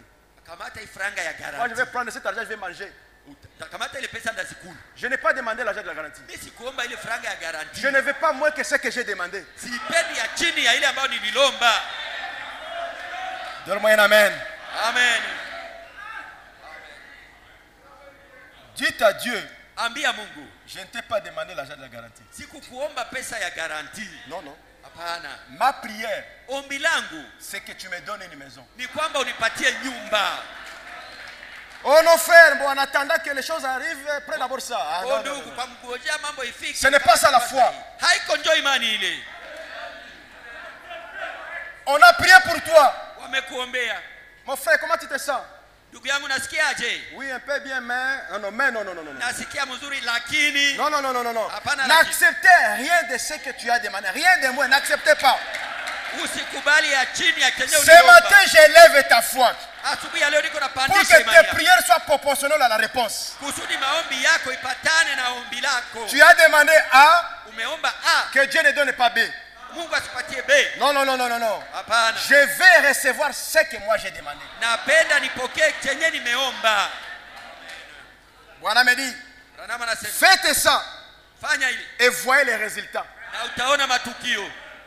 Avez-vous confiance dans William Branham? Je, unatumainia William À Branham? dater d'aujourd'hui, Tangia leo je vous défie au nom du Seigneur. na wapinga kwa jina la Bwana. N'acceptez plus quelque chose de moins de ce que tu as demandé. Usikubali ya chini ya Tu ile ne vas ambayo pas umeomba. mourir. Haupendi kufa. S'il est Dieu, Kama ni Mungu qu'il accomplisse sa parole. na atimize neno lake. S'il a permis que Branham le dise, Kama aliruhusu Branham aiseme, qu'il aille s'arranger avec son Branham. aweze sasa kupambana na Mais Branham. nous sommes les gens qui croient Branham. Amen. Sisi ni watu ambao Nous tunaamini disons à Branham. Dieu, Tunaambia Mungu, Branham m'a dit Branham de ne ameniambia pas accepter quelque chose de moins. nisikubali ya chini ya ile. Amen. Si ce n'est pas mon problème, Haiko shida c'est yangu. le problème de lui et son Dieu. Ni shida yake yeye na Mungu wake. Non, mon fils, prends d'abord la garantie. Mwanangu kamata Non, non, non, non, non, non, non. Hapana. Mon prophète m'a dit Nabii wangu de ne ameniambia, pas accepter quelque chose de moins. nisikubali kitu ya chini ya ile. Amen. Moi, si je te vois venir témoigner ici, Kama nakuona nakuja kushuhudia hapa. oh, j'ai demandé à Dieu, et gloire soit rendue à Dieu. Quand même, il m'a donné d'abord la garantie. Non, frère. Ce que tu as demandé, c'est ce que tu dois avoir. Il n'est pas un homme pour mentir. Non, non, non, non, non, non, non, non, non. S'il confirme les prophètes, moi je prie selon ce que Branham a dit. C'est ça le secret. Moi je vais aller à genoux. Je vais dire à Dieu, mon prophète m'a dit que si je te demande quelque chose, Seigneur, je ne suis pas impoli. Je ne vais pas accepter rien de moins. Je t'en supplie, mon Dieu. Dieu, c'est votre Père. Quand vous parlez avec lui, ayez des arguments. Les arguments, c'est selon la parole. Si Dieu te dit, bon, tu as eu ça où? Ah non, non, Branham me l'a dit. Et Dieu est lié à ce que Branham a dit. Dieu ne peut pas accepter de ridiculiser son prophète. Non, non, non, non, non, non, non. Alléluia. Je peux encore lire? Écoutez. Je prendrai ce qu'il y a de mieux. Il ne faut pas parler miette.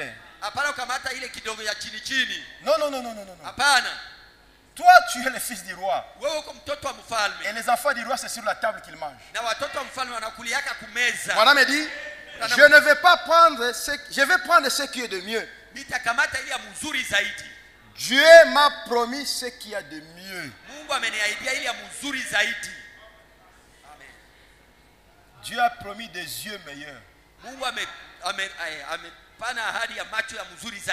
Oh non, on a prié pour moi, mais je peux même mettre quand même les lunettes. Là, je commence à voir mieux.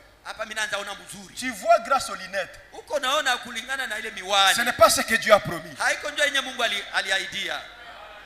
Je vais élever votre foi. Où Dieu sera obligé d'agir. Je vais prendre ce qu'il y a de mieux. Dieu m'a promis ce qu'il y a de mieux. C'est ce que je veux. Si tu es prédicateur, dis à Dieu, je vais être un meilleur prédicateur. Voilà me dit, Dieu ne fait pas de demi-chrétiens. Si il veut y avoir un meilleur chrétien, c'est moi. Dans cette église, tu dois être la meilleure. Ne dites pas, oh Seigneur, mais regardez telle famille, mais moi, non. Telle famille, c'est leur affaire. Tu n'es pas venu ici pour eux. Toi, tu dois avoir la foi. S'il y a quelqu'un qui ira au ciel, c'est bien moi. S'il y a quelqu'un qui sera béni dans cette église, c'est bien moi. S'il y a quelqu'un qui va soutenir les pasteurs, c'est bien moi. Ce que font les autres, ça ne me regarde pas. Donne-moi un amen. Amen. Écoutez William Branham. Il dit ceci. Dieu m'a promis ce qu'il y a de mieux. C'est ce que je veux. Et pendant ces 23 ans où je l'ai servi, il m'a donné cette place-là. Donc William Branham a toujours eu de mieux. Et quelque part, Branham dit, le même privilège que Dieu a donné aux messagers, il les donne aussi à ceux qui l'ont crié. Si toutes ces années Branham a eu ce qui est de mieux, à la tête de l'Église change. Je te conjure au nom du Seigneur. N'ayez plus des échecs dans ta vie. N'accepte plus les échecs. N'accepte plus encore de capoter de quelque chose de néant.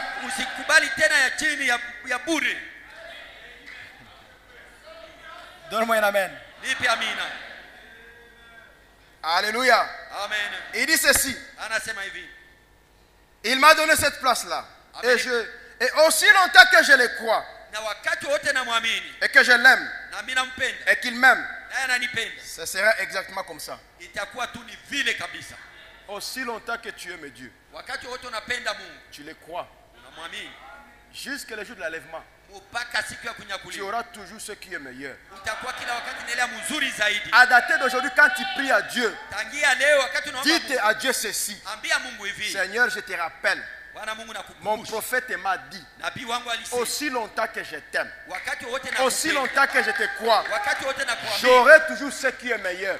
nitakuwaka kila wakati na vile vya mzuri zaidi. Amen.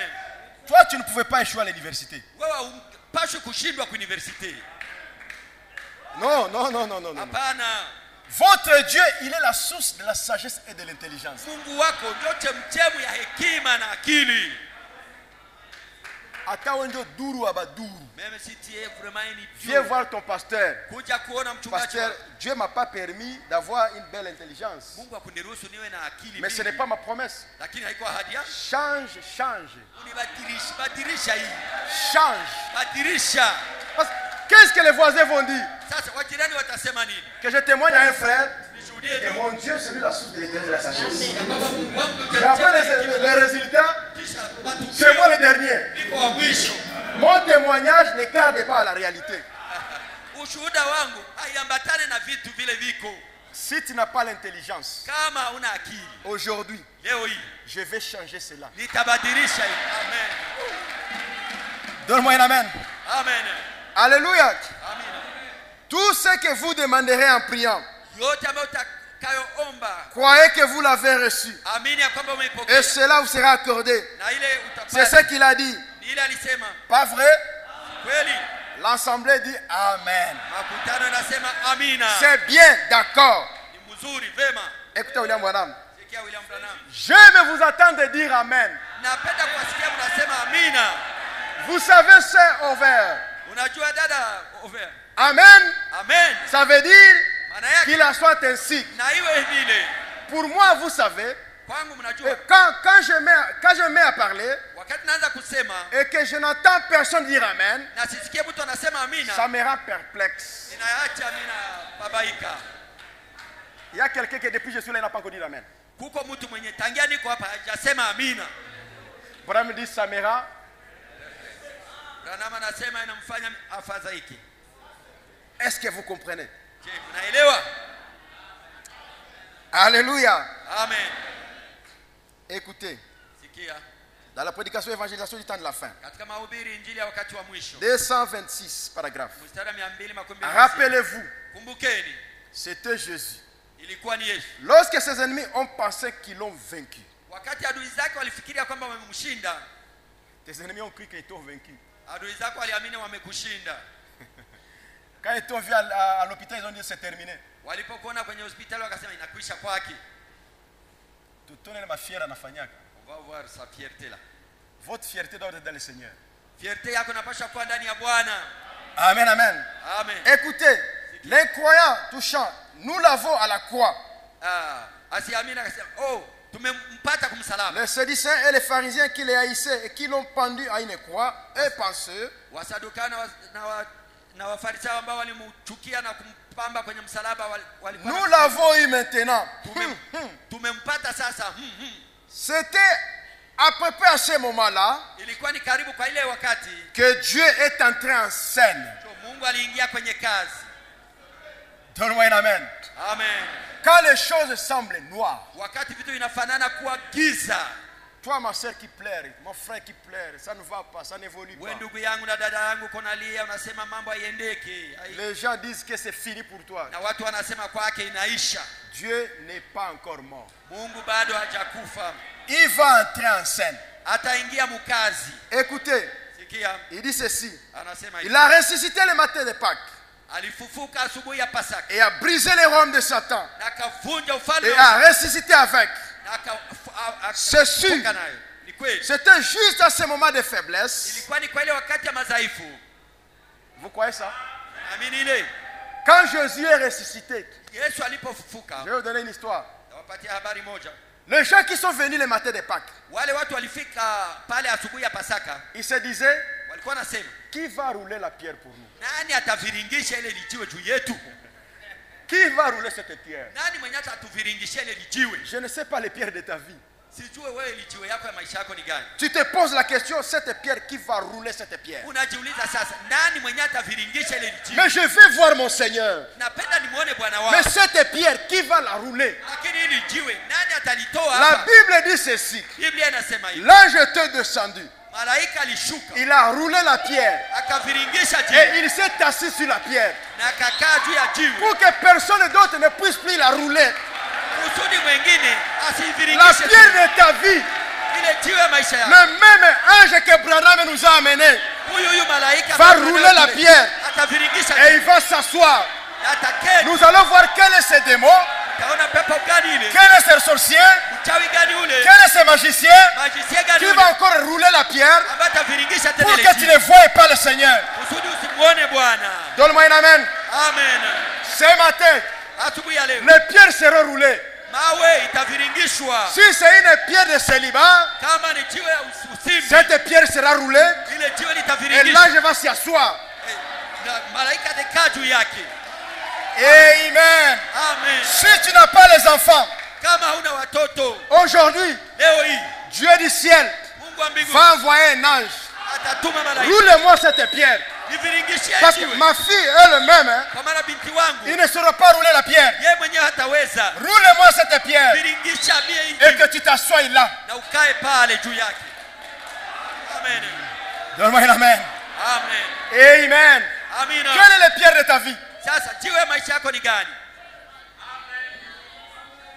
Il y a un ange Uko malaika dans ce message katika hii ujumbe qui accompagne l'épouse. ambaye anasindikiza bibi harusi. Tu es sorti ce matin, Nitoka hii tu asubuhi te disais, nilikuwa najiambia, qui va rouler cette pierre? nani ataviringisha hii Je jiwe? vais voir mon Seigneur. Napenda nione Bwana wangu. Il est à l'intérieur. Iko mule ndani.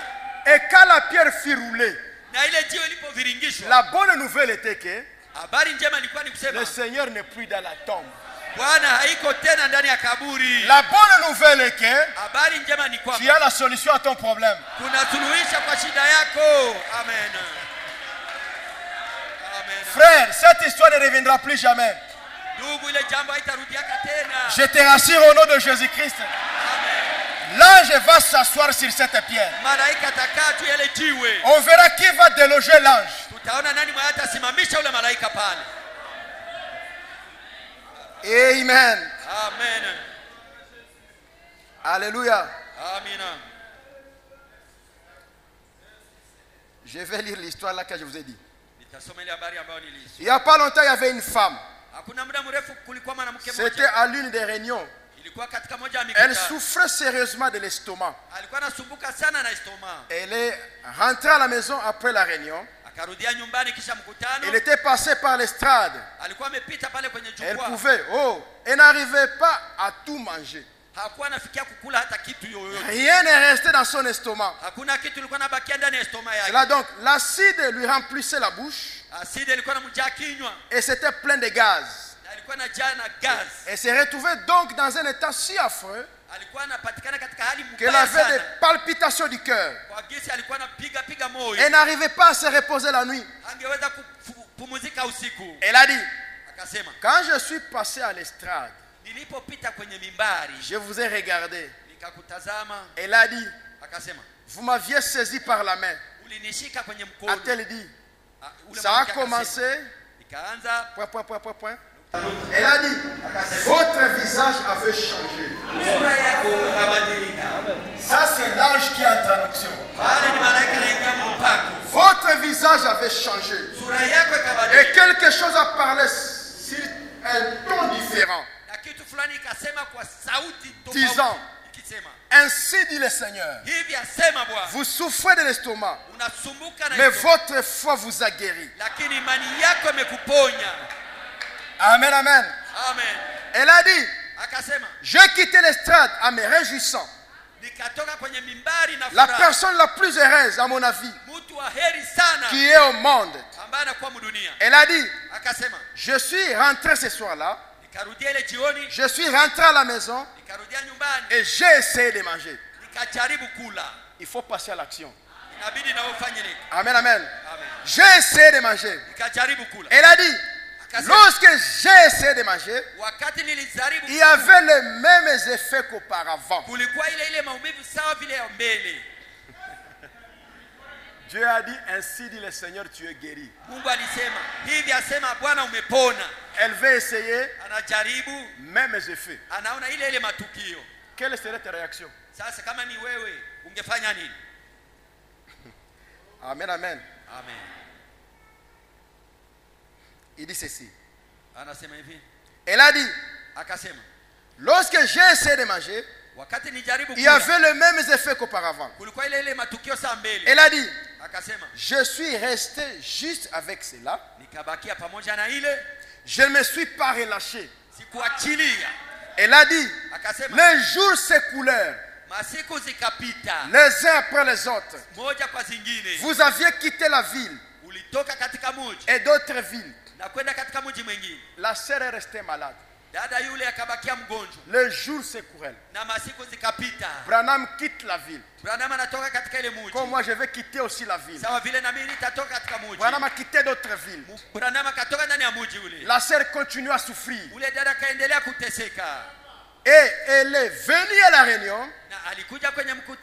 Elle a dit, un matin, j'ai essayé de prendre la bouillie d'avoine au petit déjeuner. Elle m'a remonté à la bouche. Amen, amen. Et elle a dit, je me tenais à la fenêtre, faisant la lessive, la vaisselle.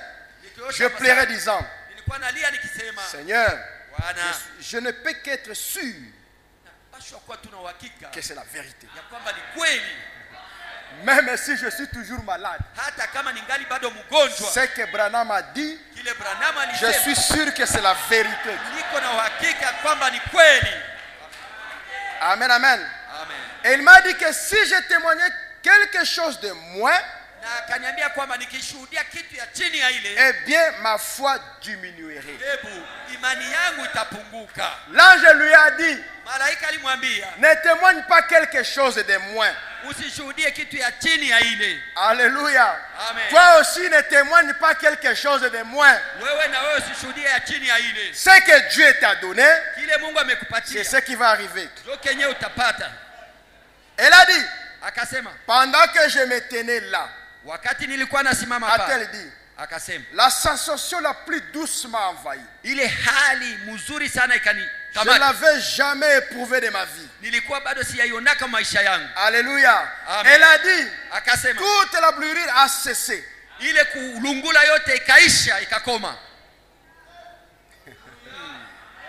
Cet ange est dans le message.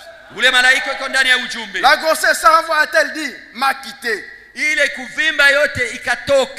dit, j'ai tendu la main et j'ai pris un quartier d'orange. Alléluia. D'habitude, cela me dérangeait terriblement à table. Je me suis mis à manger.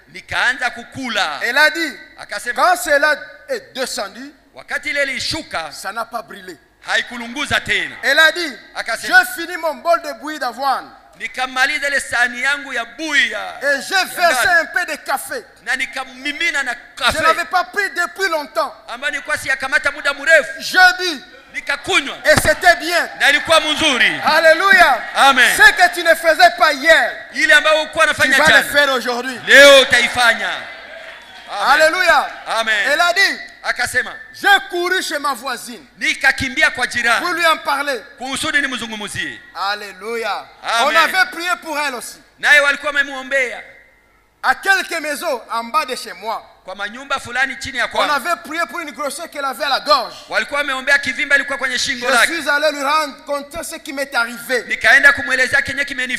Elle a dit, quand je suis arrivé là, elle criait à toute ta tête. Elle a dit, la grosseur venait de quitter ma gorge. Voilà, me dit, qu'est-ce que c'est? C'était l'ange de Dieu qui passait dans les voisinages. Amen. alikuwa anapita pale kwa jirani. L'ange va passer dans votre voisinage. Malaika atapita kwenye mtaa L'ange wako. va passer dans votre avenue. Malaika atapita kwenye aveni yako. L'ange va passer dans les voisinages. Malaika atapita pembeni Sois simplement kwako. prête. Wewe tu tayari. Gardez votre témoignage à top. Chunga ushuhuda wako juu. L'ange va passer. Malaika atapita. Alléluia. Amen. C'était l'ange de Dieu Malaika wa Mungu qui passait dans les voisinages. ambaye alikuwa anapita katika Ces bénédictions baraka zake avaient été prononcées. zilikuwa zimetamkwa. Amen. Donc l'ange veillait de passer dans chaque avenue. Malaika alikuwa na kesha Où est-ce que les bénédictions sont? apite mukila aveni. Wapi njo baraka walizimimina huko. Et ce qui amène les bénédictions, Na kenye kuleta baraka c'est votre amen. ni ile amina yako. Amen. Quand vous dites amen, Unaposema amina, vous portez ces bénédictions. zile baraka unazichukua. Quand vous allez rentrer à la maison, Utakaporudia nyumbani, l'ange enregistre vos avenues. malaika anaandika maaveni zenu. Ah, frère Banga a dit amen. Ndugu Banga alisema amina. Je suis revenu, je ne sais pas où. Anakuwa kwa aveni fulani Irambo, Et Dieu le programme. na Mungu anamtia kwenye orodha. Demain, tu iras acheter l'avenue. Kesho utaenda kwa aveni fulani. Mon fils a dit amen. Mwanangu alisema amina. Il faut que j'accomplisse. Inabidi nitimize. Amen. Donne-moi un amen. Amen. Amen. Amina. Ce matin, Dieu enregistre vos avenues. Leo asubuhi ya leo Mungu iko naandika maaveni zenu. Et elle a retrouvé sa voisine par terre. Akakutana jirani yake Qui est chini à toute ta tête. La akilalamika. grosseur venait de disparaître dans son cou. Ile kivimbe ilikuwa imetoweka ndani ya shingo Quelques yake minutes avant cela. dakika chache mbele ya ile. Et savez-vous ce qui s'était passé? Na unajua kitu kenye kilifanyika? Alléluia. Oh. Il dit ceci. Anasema hivi. C'était l'ange du Seigneur Ilikuwa ni malaika wa Bwana qui passait dans ce quartier-là ambaye alikuwa anapita mwa ile à mtaa cause de ces choses. juu ya ile mambo ile. Des choses qu'il avait prononcées. Mambo ambayo alikuwa ametamka. Écoutez, frère Branham. Sikia ndugu Branham. Si c'est lui qui prononce cela, Kama ni yeye ndo anatamka ile, ce sont des voix. ni sauti, Ce sont des voix. ni njia, Ce sont des voix. ni jukumu yake. Ah. Si c'est lui qui prononce cela, Kama yeye ndo anatamka ile, ce sont des voix. ni jukumu yake. Pas les miennes, Hapana yangu ni mimi les vôtres. au yako wewe. Voyez, Naona votre devoir, jukumu yako c'est de wewe continuer à croire. ni kuendelea tu kuamini. Mon devoir, Jukumu langu mimi, oh William Branham, mimi William Branham, c'est de rester ici ni kubakia hapa et de travailler pour lui. na kumtumikia. Votre devoir, Jukumu lako wewe c'est de croire. ni kuamini. Alléluia. Amen. Il dit ceci.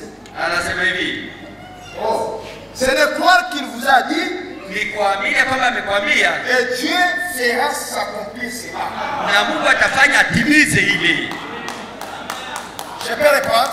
Naweza kurudilia ile Mon devoir, jukumu langu mimi. il dit ceci. Si c'est lui qui prononce cela, Kama ni yeye anatamka ile, moi je ne fais que lire ce qu'il a déjà dit. mimi niko na soma tu ile ambayo alishasema, Ça ne m'engage pas. haiko yangu ile. Si c'est lui qui prononce cela, Kama ni yeye ndo anatamka ile, c'est son devoir. ni jukumu lake yeye.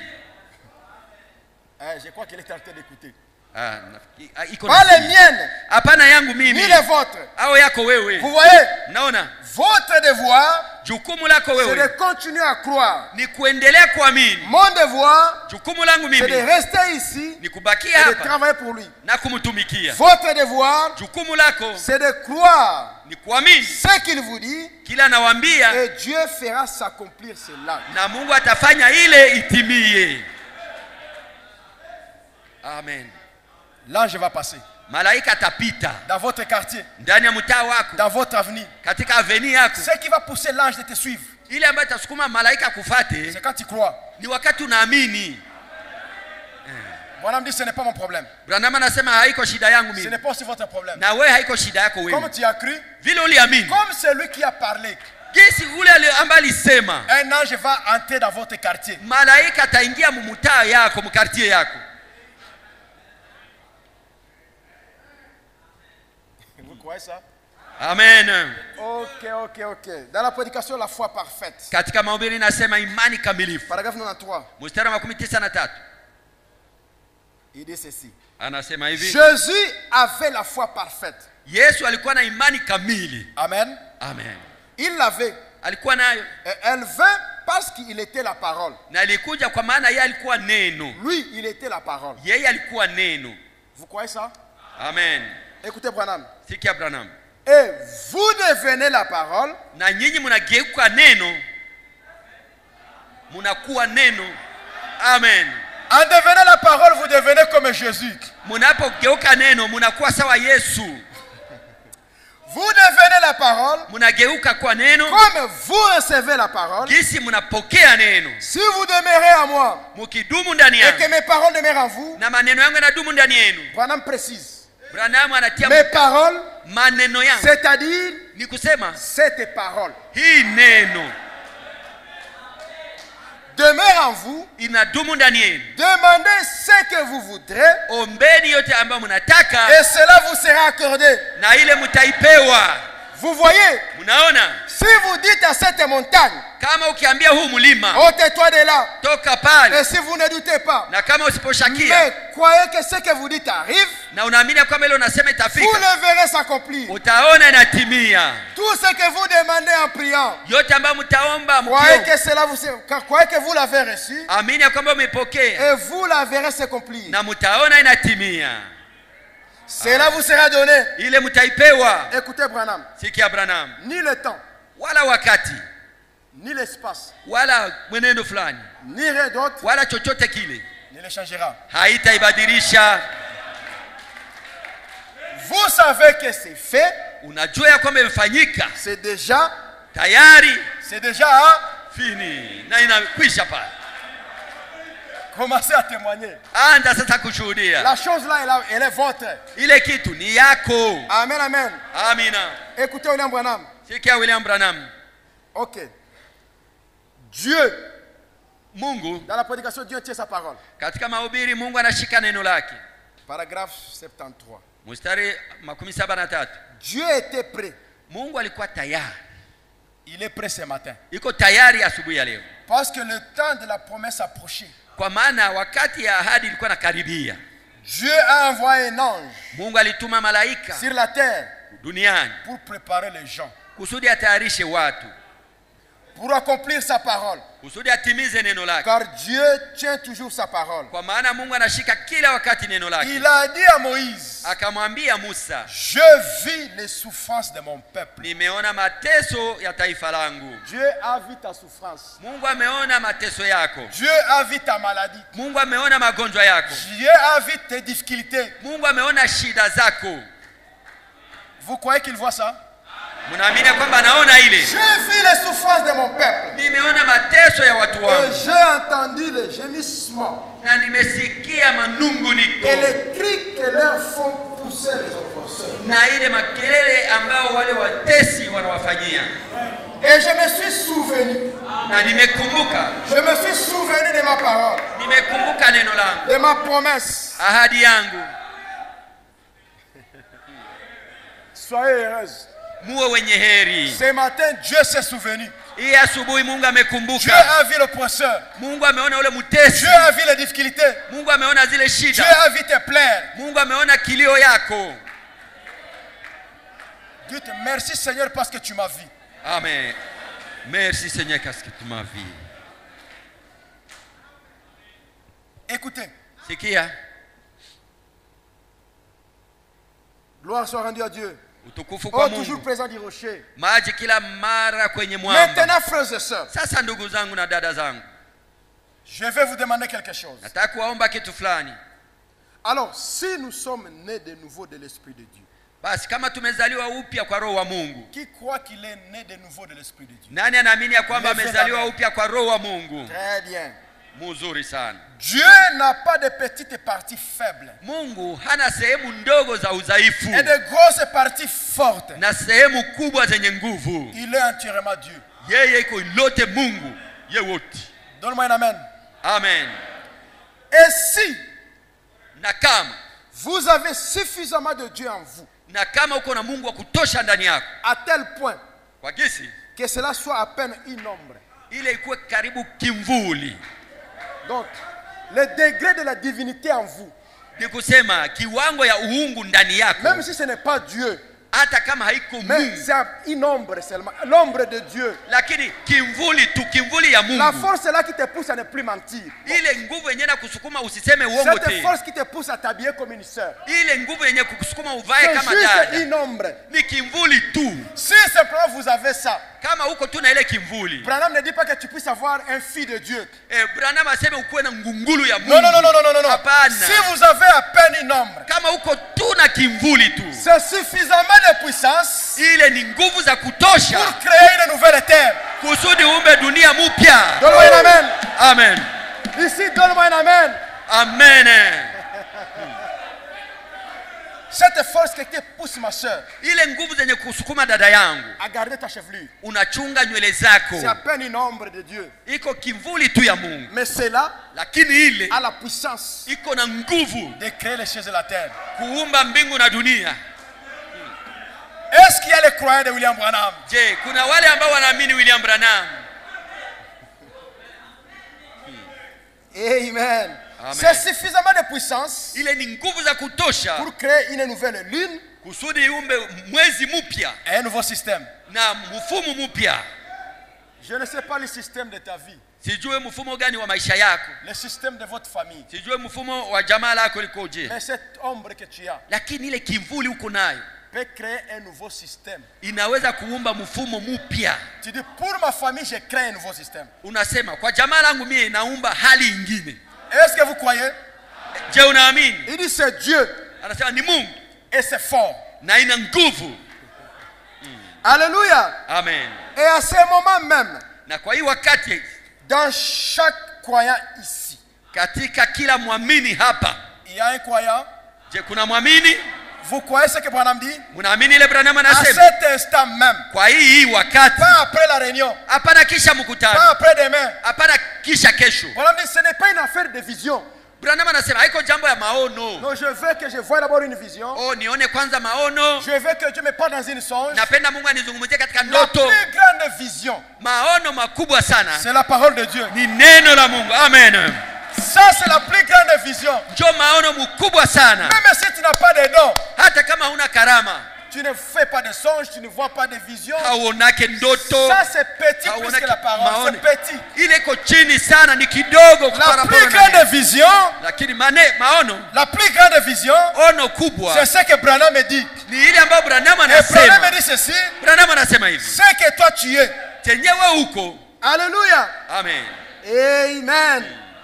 Il dit, à ce moment même, Ni kwa hii wakati sasa, dans chaque croyant ici, katika kila mwamini hapa il y a la vie éternelle. kuna ile uzima wa milele. Donne-moi un amen.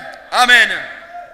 Ce qui est l'Esprit de Dieu en vous, Ile ambayo ni roho ya Mungu ndani yako suffisamment de puissance inakuwa na nguvu za kutosha qui ressuscitera les morts. ambayo itafufua wafu. Amen. Les croyants ne disent pas Amen. Waamini hawaseme amina. Cela devrait vous réjouir. Ile ilipaswa kuwafurahisha Quand toi, il y a la puissance pour ressusciter les morts. ya kwamba ndani yako mna nguvu ya kufufua wafu. C'est suffisamment de puissance Ni nguvu za qui kutosha ressuscitera les morts, ambayo itafufua wafu, qui guérira les malades, itaponya qui wagonjwa, placera les orbites dans des conditions. ambayo itarudisha mfumo katika hali yake. Amen. Je veux avoir un Amen. Napenda niwe na amina. Amen, Amen. Amen. Écoutez, je coupe pour terminer. Na enda haraka kusudi nimalize, Et puis je vais bénir le peuple. kisha nitabariki taifa. Dans la prédication, Dieu est dévoilé. Katika mahubiri Mungu anafunuliwa. J'ai créé la foi d'abord en vous. Niko naumba kwanza imani ndani yenu. 295. 295. La parole manifestée, Neno lililodhihirika, le message de l'heure. ujumbe wa wakati, Ou révélé au lililofunuliwa par la révélation qui s'y trouve. kwa ufunuo ambao inakuwa ndani humo. Suivez très bien le prophète. Mfuate mzuri nabii. Alors, Sasa qu'est-ce que cela fait de moi? ile inanifanya nini? Ile Le message que vous avez créé. ujumbe ambao mumeamini, Qu'est-ce que cela fait de toi, ma soeur? ile inakufanya nini dada yangu? C'est une très bonne question. Ni ulizo mzuri. Qu'est-ce que le message a fait de vous? ujumbe umekufanyia nini? La révélation qui se trouve dans ces messages. Ufunuo yenye kwa ndani ya hii ujumbe. Qu'est-ce que cela a fait de vous? Imekufanyia nini? Branham dit ceci. Branham anasema hivi. S'il est cette gloire de la Shekinah, kama yeye ni ile utukufu wa Shekina, j'en suis une partie. Mimi niko sehemu yake. Amen.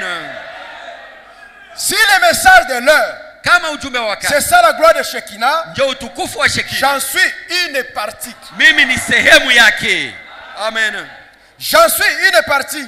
Niko sehemu yake. Amen. Amen. Oh, amen. Amen. C'est exact. Ni vile kabisa. La parole elle-même, neno lenyewe révélée, lifunuliwa, qui se trouve, ambalo linakuwa, il dit pensez-y. Anasema ufikirie ile. Les messages fuient les sorciers. Ujumbe ikimbie mchawi mlozi. Il y a un problème. Hapa kuna shida pale. Si c'est la gloire de Shekinah, kama ndio utukufu wa Shekina ile, j'en suis une partie. Mimi niko sehemu ya ile.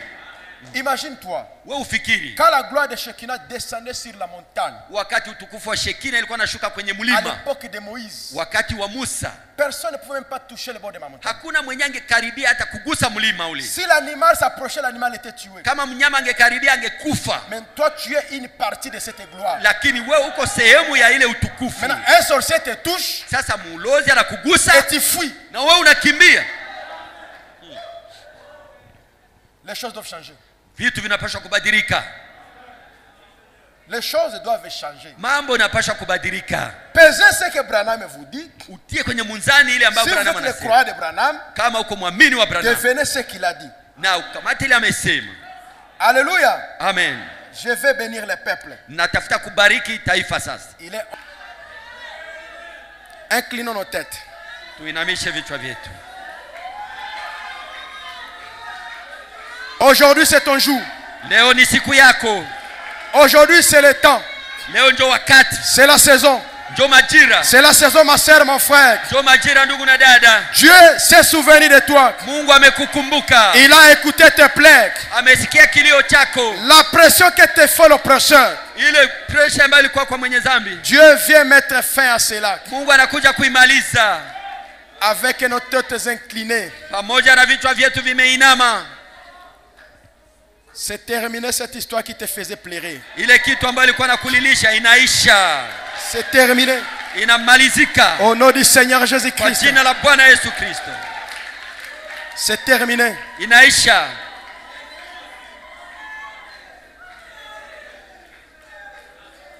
Si ton père, kama taifa langu, si ton père, kama baba yako, le Seigneur vient de me le souffler.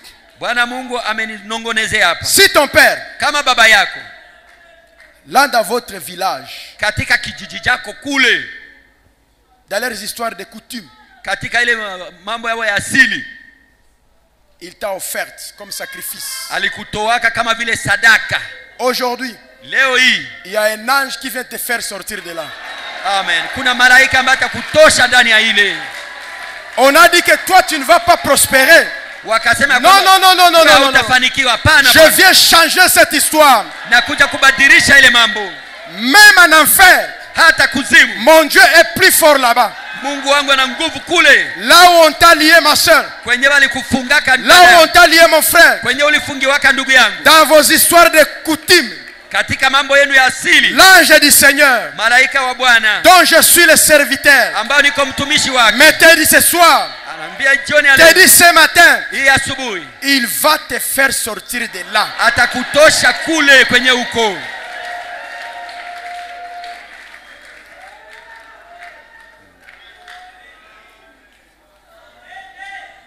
Cet esprit de polygamie qui a ruiné ta famille. Ile roho ya kuwa na wanawake wengi ambao imesumbua jamaa yako. Cet esprit continue à te oindre. Ile pepo inaendelea kukupaka. Aujourd'hui c'est terminé. Leo inaisha.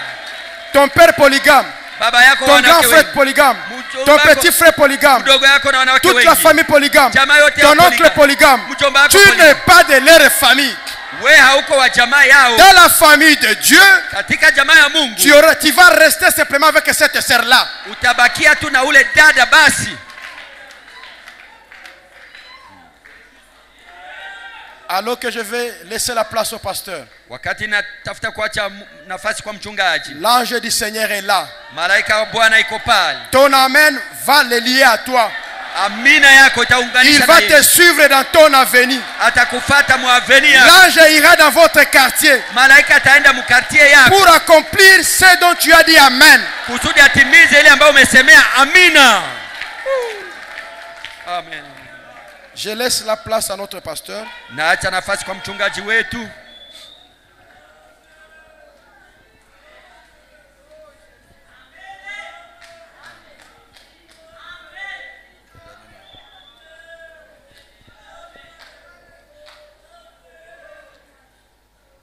Dieu peut le faire encore et le faire à nouveau. Il n'y a pas de raison pour que vous en doutiez. Hier, aujourd'hui, demain, il est toujours le même. Il n'y a pas de raison pour que vous en doutiez. Acclamez très très très très fort.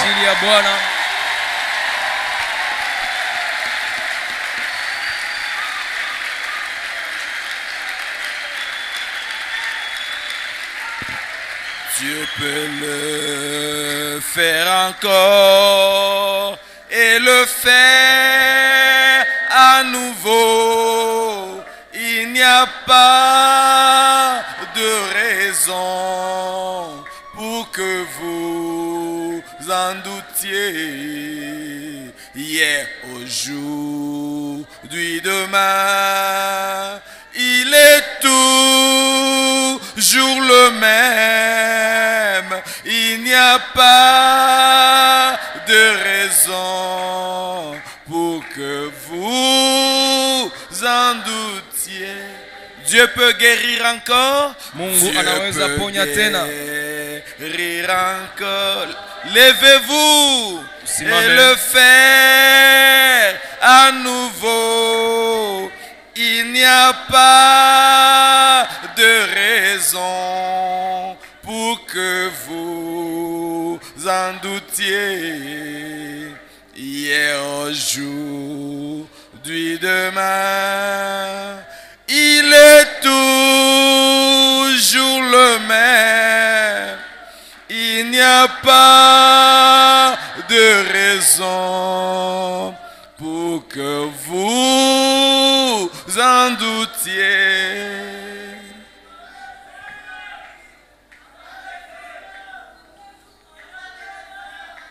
Oh oui, c'est vrai, je sais que c'est vrai. Il est écrit, cela suffit,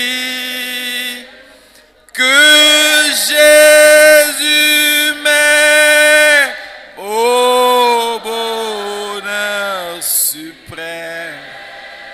Oh, la Bible me le dit.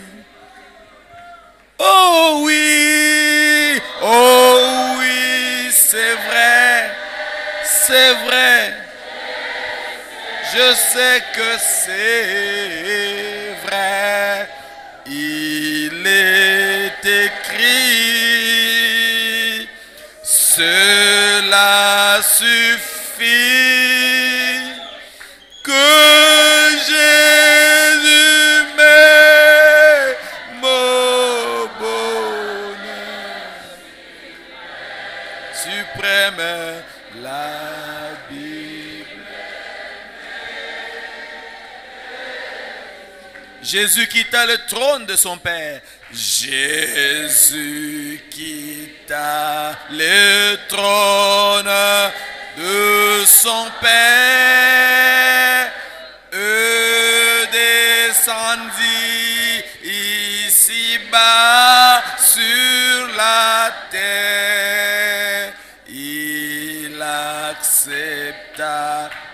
l'accrocher pour berceau, lui roi des rois, le Fils du Dieu très haut. Oh oui, c'est vrai, je sais que c'est vrai. Il est écrit, cela me suffit, que Jésus m'aime. Ô bonheur suprême, la Bible me le dit. En tous les lieux, en tous les lieux, pourtant la délivrant, faisons le bien, guérissons la souffrance et pardonnez aux pécheurs repentants. Il bénissait jusqu'au petit enfant. Oh oui, c'est vrai, je sais que il est écrit, cela suffit. Kakama yelete basse giseko dimela du feu. Jésus se tient près de toi. Si tu veux le Saint-Esprit, si tu veux le Saint-Esprit, dis-lui ce que tu veux. Si tu veux le Saint-Esprit,